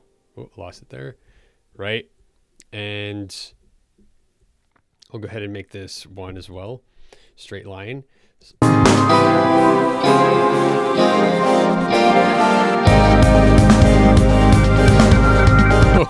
Funny how just 1 dB made a clip on the master bus. So let's see if we can get away with 0.5.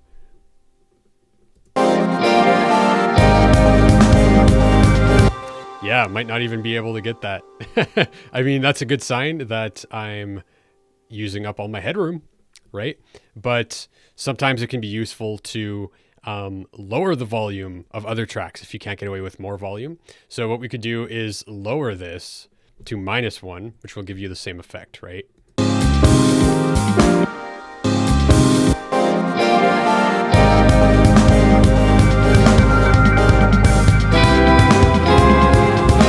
maybe even less. Let's go with minus 0.5.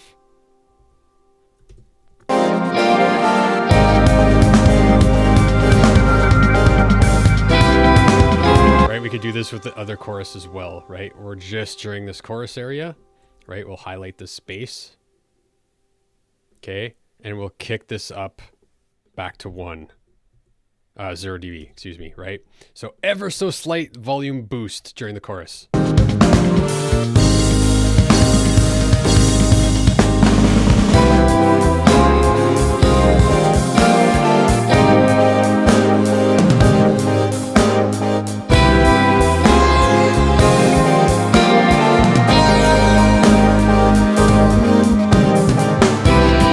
All right, so it's sounding good to me. Let's get out of automation mode, go back to Notion.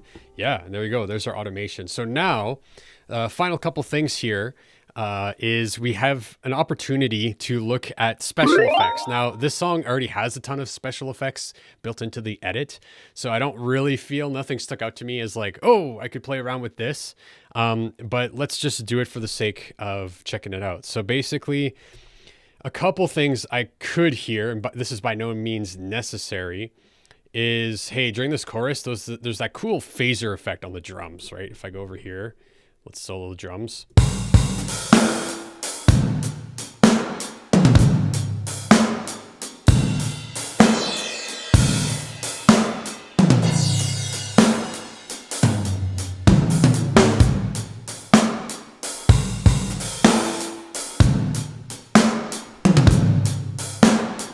All right, so what we could do is take the hi-hat, move it down here with the cymbals, and just group all of these cymbals to a group, right? Call it whatever, overhead. And we can automate, like we can enhance that effect, right? I think that's something that would be cool. So let's go into audio effects, phaser, which would be a modulator. No, it wouldn't. Pitch and modulation. Phaser flanger, and yeah, let's just go with one of these presets for now, right? We can automate this dry wet. Okay, so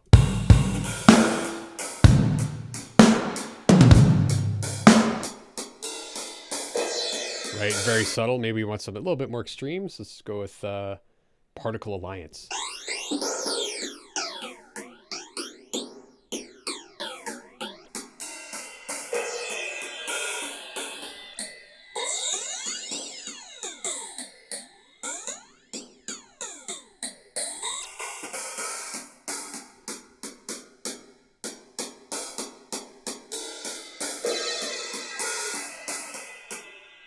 So I kind of like the sound of this one. It's kind of subtle, but what we'll do is when those crashes come in the chorus, right? So I'll just highlight this Z to zoom in. And we're just going to automate the dry wet of this flanger, phaser, in the chorus just on the overheads. So not this kick and the snare, but just the cymbals to enhance that, right? So let's check out where we might want to do this, right?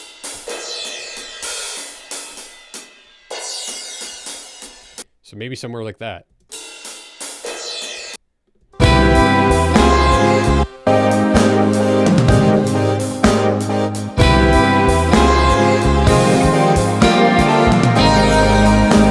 So probably at the beginning of these bars, right? So what I'm going to do is click on the dry wet automation mode, jump in here, and yeah, let's go ahead and lift this up, right? See what happens.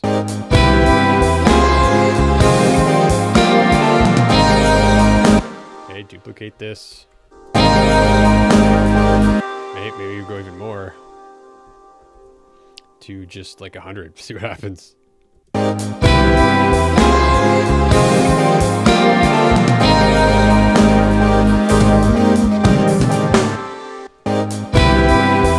Right, so I might hop swap this. Not really getting the effect I wanted.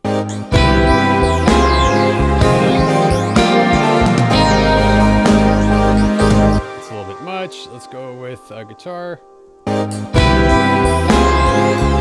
Like that's cool. So maybe we go here, re-enable automation. Let's check it out.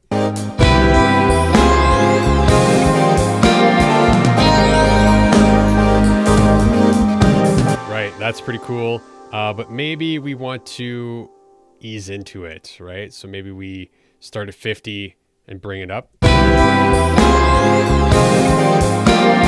kind of like that better. Duplicate it, right? So this is just opportunity to sneak in some special effects. So let's see.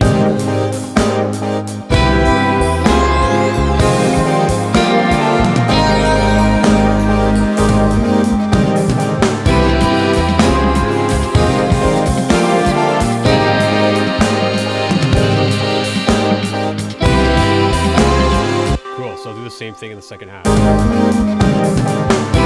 all I'm gonna do is select all this time, duplicate, and it should be at the same spot.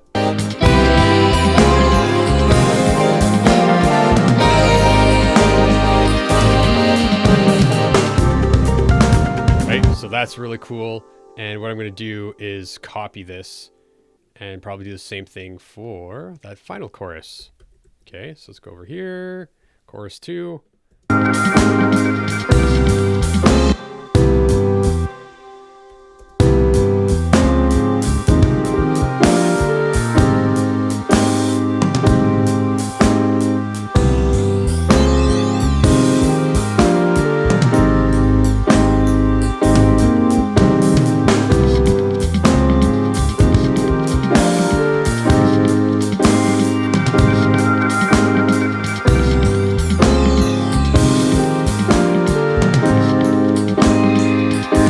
So I kind of just like those first ones here. And yeah, let's see.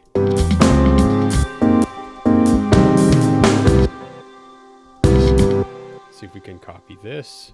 See how it sounds like in the outro.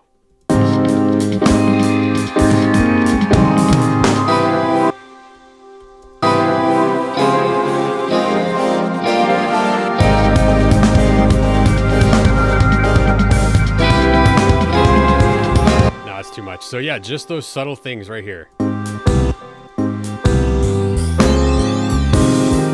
and then again here. Right, it's just enhancing what's already there. And again, could do the same thing. Like another example of what I did earlier, which is a good one, is vocal sends. So basically at the end of this vocal, right, I'm sending it to a delay. If we go here, automation mode, I'm automating the delay up just for this final word when he says fly, right? What if you fly? Fly, fly. What if you fly? Fly, fly, fly, fly, fly. Right, and then it cascades into the next part. What if you fly? Fly, fly, fly, fly, fly. All right, so we went ahead and put in some special effects here. So now let's move on to finalizing, okay?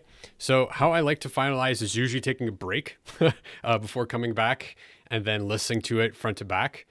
But what I also do at the same time is I will check the quote unquote must check things in the mix to ensure that it translates properly. So I'm going to give that to you right now. So essentially I want to make sure that this is mono compatible. I want to make sure that the stereo image is in check and not phase canceling. And I'm going to import a reference and use Voxengo span to compare my mix to a reference to see where it's standing. And finally, if it makes sense, sometimes I look at my peaks of my like kick and snare and bass heavy instruments to see if there's any opportunity to do some peak limiting to help prepare this mix for mastering. Okay, so let's go back to Notion, to Live here, and let's go ahead and do that. So the first step here is I'm just going to go to my master bus and we're going to remove all this stuff. Okay, and I'm going to go to utilities, grab a utility. I'm going to go to spectrum, grab a spectrum. I'm going to go to plugins, isotope, Imager 2, which is a free plugin. I'll throw it in a link below. Definitely have this. It's free and it's great for checking your phase between your stereo image. And then finally, I'm going to go ahead and grab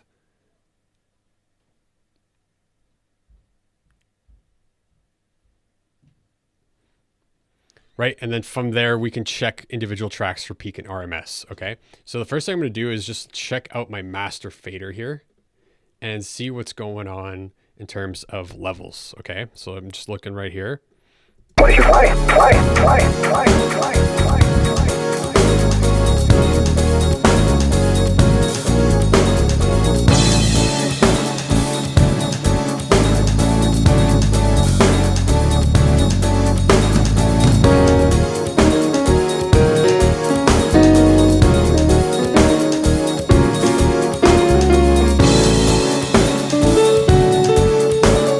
So you can see that some of our peaks are going over, right? So that's no good. So we can either reduce all of the volumes of our tracks, or we can actually try to treat some of the peaks, because you can see the difference between the peak metering and the RMS metering. Like another example of what I did earlier, which is a good one, is vocal sends. So basically at the end of this vocal, right, I'm sending it to a delay. If we go here, automation mode, I'm automating the delay up just for this final word when he says fly, right? What did you buy? What did you buy? Right, and then it cascades into the next part. What did you buy?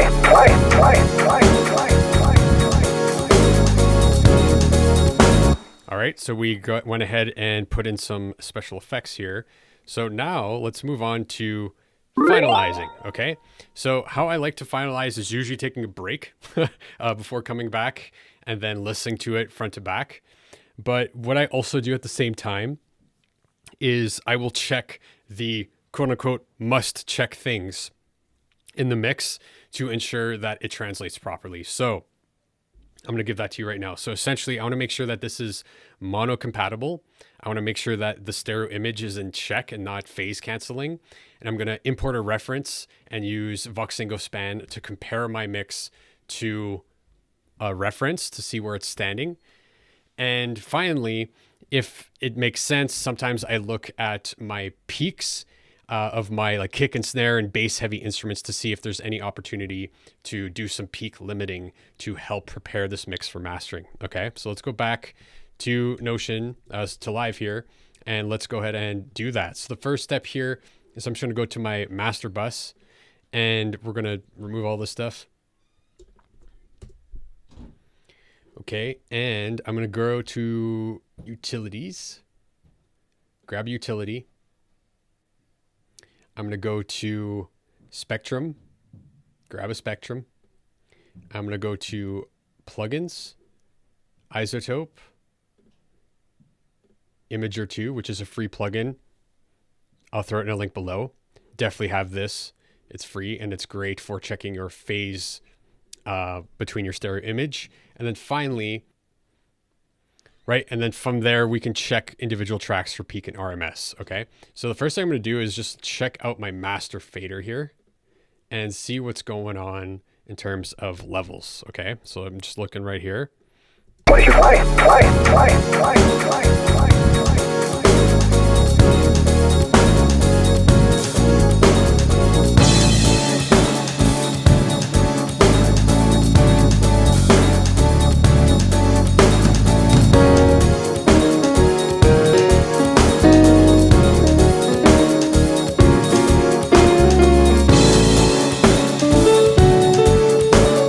So you can see that some of our peaks are going over, right? So that's no good. So we can either reduce all of the volumes of our tracks, or we can actually try to treat some of the peaks, because you can see the difference between the peak metering and the RMS metering here, right? What did you buy?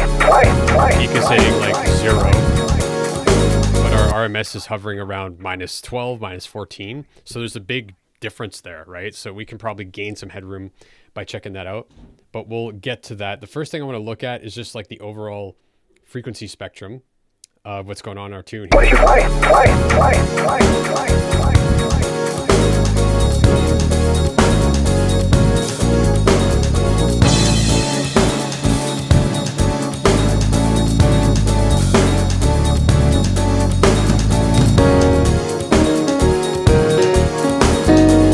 So things are looking pretty good there. The next thing I want to do is check the mono compatibility here. So all I'm going to do is close the spectrum, and we're going to toggle this mono switch on utility on and off. And I'm going to look at my master bus and just listen to see how this sounds like in mono. What did you buy?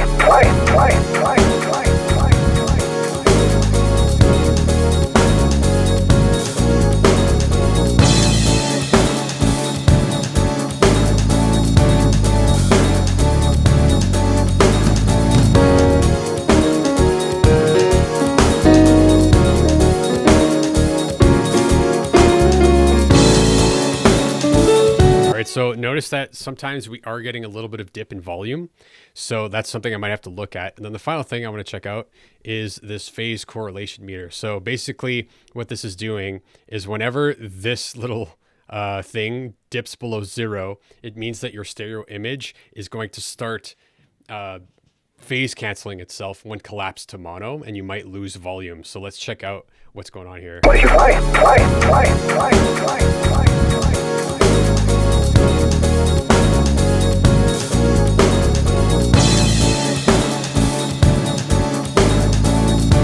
Okay, it's okay if it dips down there once in a while, but I'm going to go to sections that have a little bit more stereo information. So let's zoom out. Let's go to over here when there's the guitars.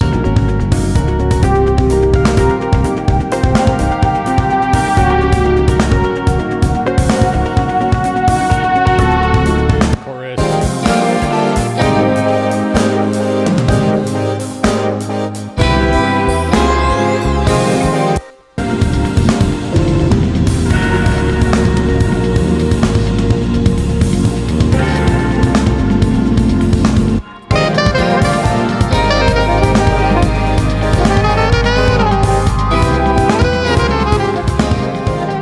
So that's looking pretty good. So right now, I'm going to go ahead and load as well Voxengo Span, which is another free plugin that I would highly recommend if you don't have it already. Voxengo, I think that's a VST. Yeah, right here. Span. Right, it's another way to visualize the frequency spectrum, but you can also do some cool routing to check with references. And this is where I do referencing, right? You also have a phase correlation meter as well here, but we're going to go ahead and set that up in just a sec. But the first thing I want to do is see if I can reduce some of the difference between peak and RMS between some of these tracks. So what we're going to do is just take a look at like the bass, the sub kick, snare, even the toms, anything with a lot of low end, the synth, and see what the RMS and the peak is looking like. And then there's a great trick you can do with Ableton's saturator that we can actually reduce that without affecting the sound, which is great. So let's check out the bass.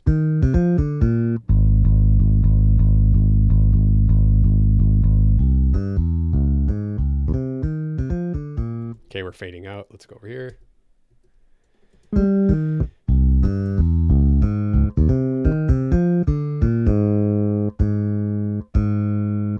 All right, so notice how our peaks are at like -10 here, but we're also, we're about -24. So there is some room to save some headroom here, right? So let's go ahead and grab a saturator, plop it here. And all I'm going to do is start increasing the gain. Let's start with maybe 3, and I'm going to lower it by the same amount. So effectively, this is doing nothing, but what it's doing is it's saturating and clipping some of the lower frequencies that are below the audible range. Okay, so we're going to be saving the headroom of the low end, eating up all the volume in this track by shaving off the peaks below what we can hear. And the way we can test that is by A/Bing this and hearing if we can hear a difference, right? If we hear a difference, then we got to go less, and we try to get away with as much as we can. All right, so I'm going to A/B this.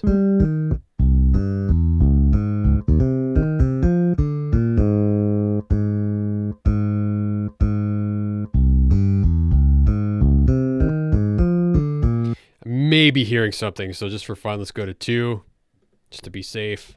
A/B this.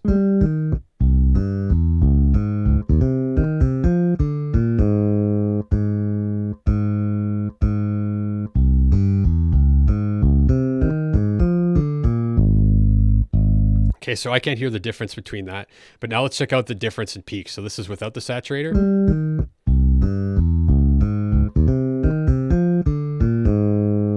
Okay, like -11, and I'm just going to restart this by clicking, and now we'll turn it on. Let's play it.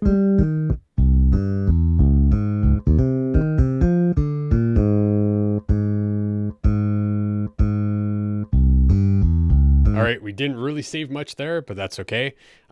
So might not even use this one, but this kind of idea, I'm just going to copy this. I'm going to apply it to the sub kick, and I'm going to go through basically all my tracks with a lot of low end and do this process, and then I'll meet you back once I did that.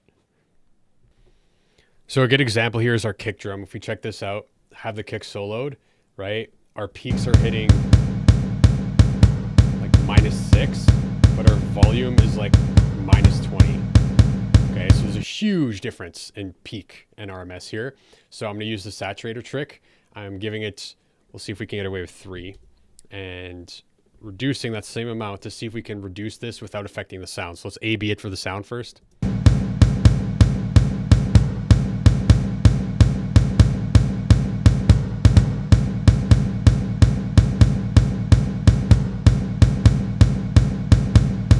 So I don't hear any difference. So let's check out how much headroom we saved. So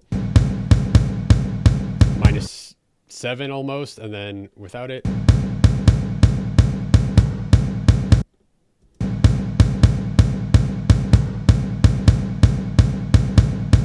Right, so we saved ourselves a dB. See if we can get away with more. Let's go with 4. Okay, so let's see. So like minus 7, let's turn it on.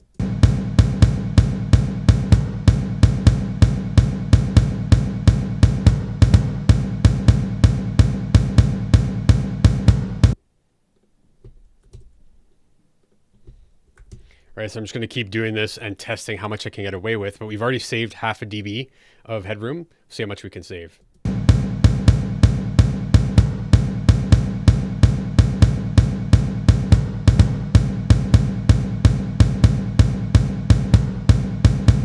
All right, so we saved a bit of headroom there, right? I'm going to continue to do this with the rest of the tracks. All right, so I've gone ahead and used that peak limiting trick on my kick, my snare, the saturator, the bass, sub kick, some of these toms. I went ahead and did that with the bass.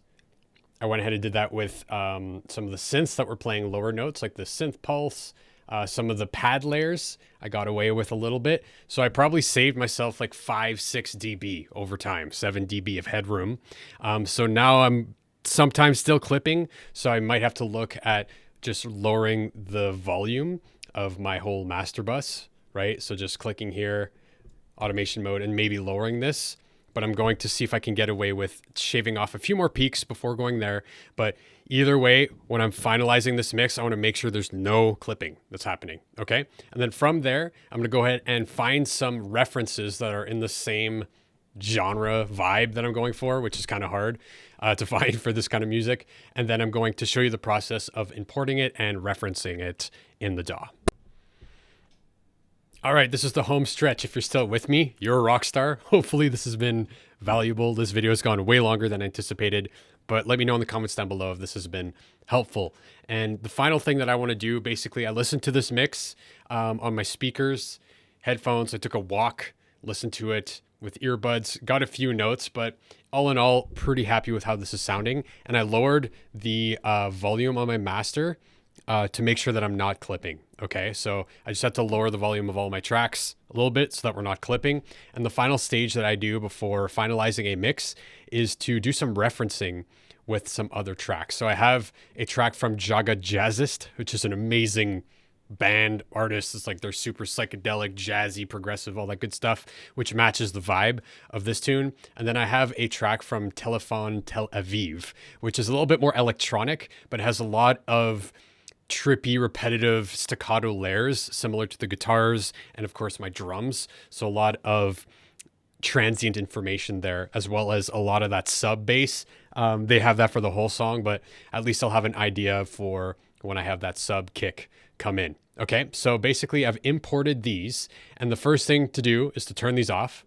And what we want to do is route these directly to Voxengo and bypass any processing that's going on the master bus. Right now I don't have any, so it's not a big deal, right? But I'll show you this in principle in case you do have some processing on your master bus. I'm going to leave that to my mastering engineer. But basically, in this case, I'm going to leave it for my mastering engineer. Okay, but I'll show you the workflow so you can understand. So basically, the first thing we want to do is volume match these tracks. Okay, so what I'm going to do is just play my mix, right? And look at my master fader here to see how loud we are. And I'm going to go to a section where it's kind of more happening.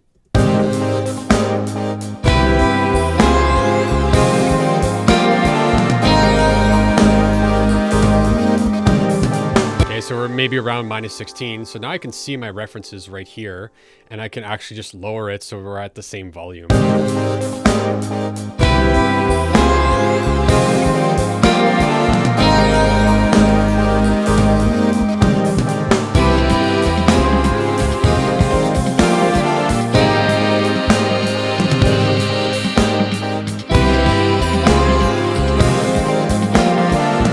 And then what I'm going to do is just solo these, but I'm not going to play it back because YouTube does not like that.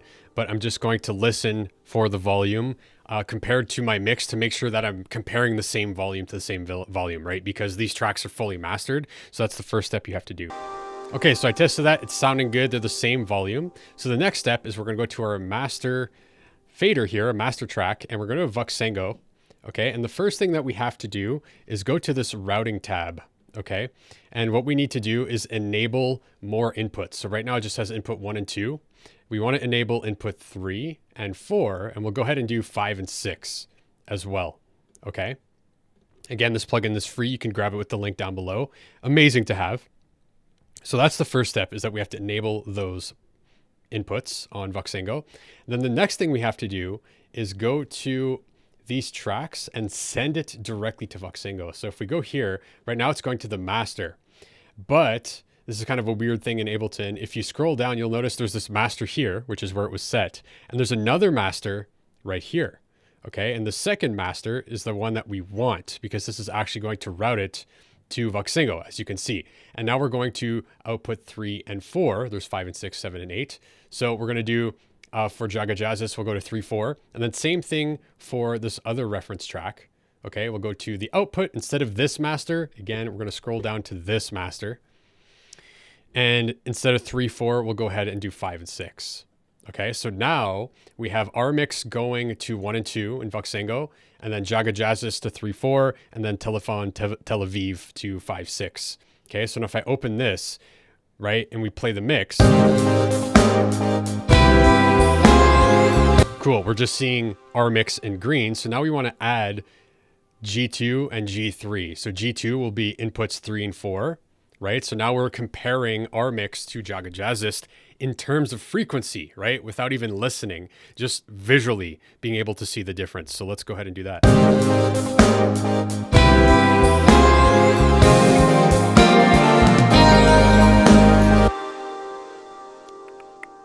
All right, missed a step. Okay, and yeah, the final step here is that now that we've routed the output of these tracks directly to Voxengo, we can now turn them on again, and we are not going to hear it out the output of the master, but we're going to see it in Voxengo, right? So now, if I have G2 selected, we're going to see Jaga Jazzist. If I have G3 selected, we will see Telephone Tel Aviv. And the key is this: we can compare to a reference visually in terms of frequency, just to see where we're going. And of course, we can listen back and forth as well.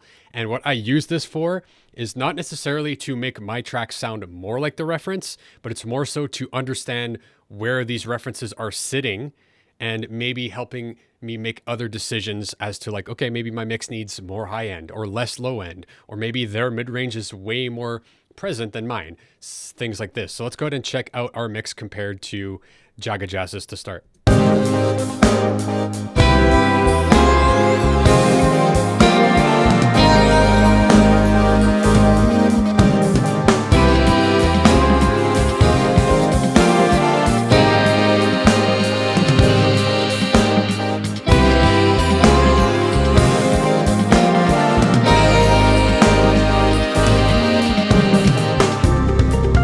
Okay, so I'm gonna stop it there. And the first thing that I notice is that pretty the same. I might have a little bit more high mid because I did EQ a lot of stuff to be bright in that range. So I might be a little too bright in my mid range if we're comparing to Jaga Jazzist. The other thing I noticed is that they have a way more extreme drop off of the high end. Mine continues. Same with the low end. My low end is a little bit more present in general than the reference. So that might be something I want to look at. But again, since I'm working with a mastering engineer on this track, I might leave that to them. But it's something I will note. I will note that. I'll be like, okay, Jaga Jazzist has a little bit more, shaved off high end and shaved off low end compared to mine.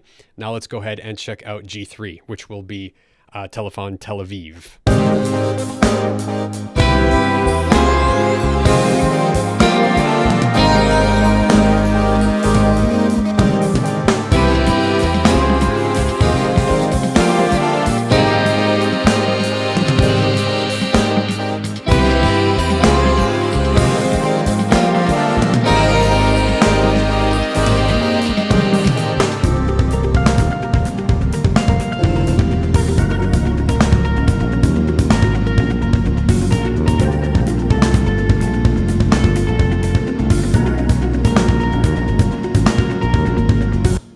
Okay, so one thing to keep in mind is also you want to kind of compare your track to these other ones at the similar part of the song, right? So if we look at the beginning here, you can see in the waveform that there's an intro sequence happening here, right? And just make sure that you're matching the dynamics of the reference. And the thing that I'm noticing in comparing mine to Telephone Tel Aviv is that they're a little bit more electronic focused. So you can tell that they have a lot of sub, right, information. So the low end presence of our mixes are different. Like mine is a little bit more low mids, right? Like from 800 to 200 is where my low end is living. And theirs is like the sub, right? Like as low as possible. And then I have a lot more mid-range information. And then the high end, it kind of dips in and out with their mix. Like sometimes they have more high end than me, sometimes they have less. But the common thing that I'm seeing between my mix and these two references is that in this mid-range from 1K to 4K, right, my mix has significantly more information. So that might be something that I can take note of where, maybe I need to calm down my mid-range a bit. So that's the information I'm getting here. So I'm just going to give it another listen and toggle back and forth between G2, G3 so we can see it and then go from there. So let's start with G2 and let's go at the chorus.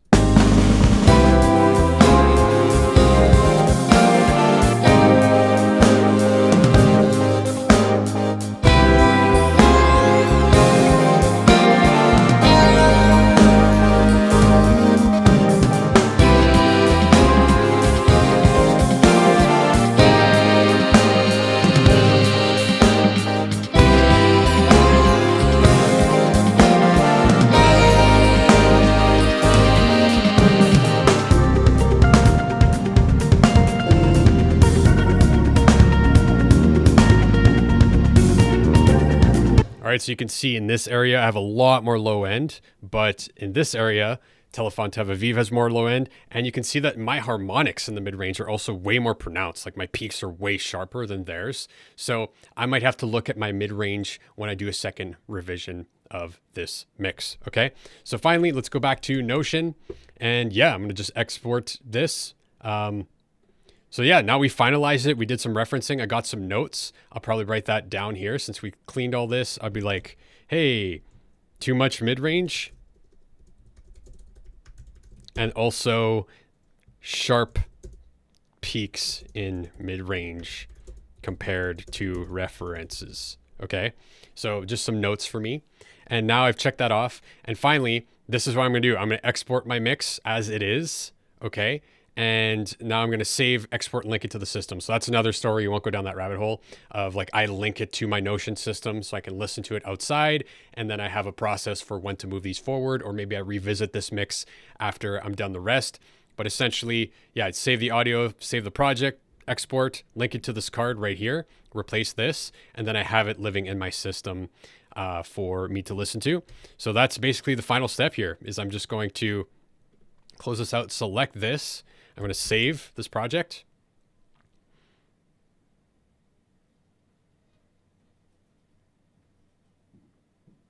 Okay, and then we're going to simply go File, Export. And I want to make sure to export the wave this time. I'm leaving these settings 48, 24 bits, no dither, just for now. And I'm going to export the master and go to my folder that's backed up to the cloud. All right, so we're going to shoot it right here, call it Mix, and save it there.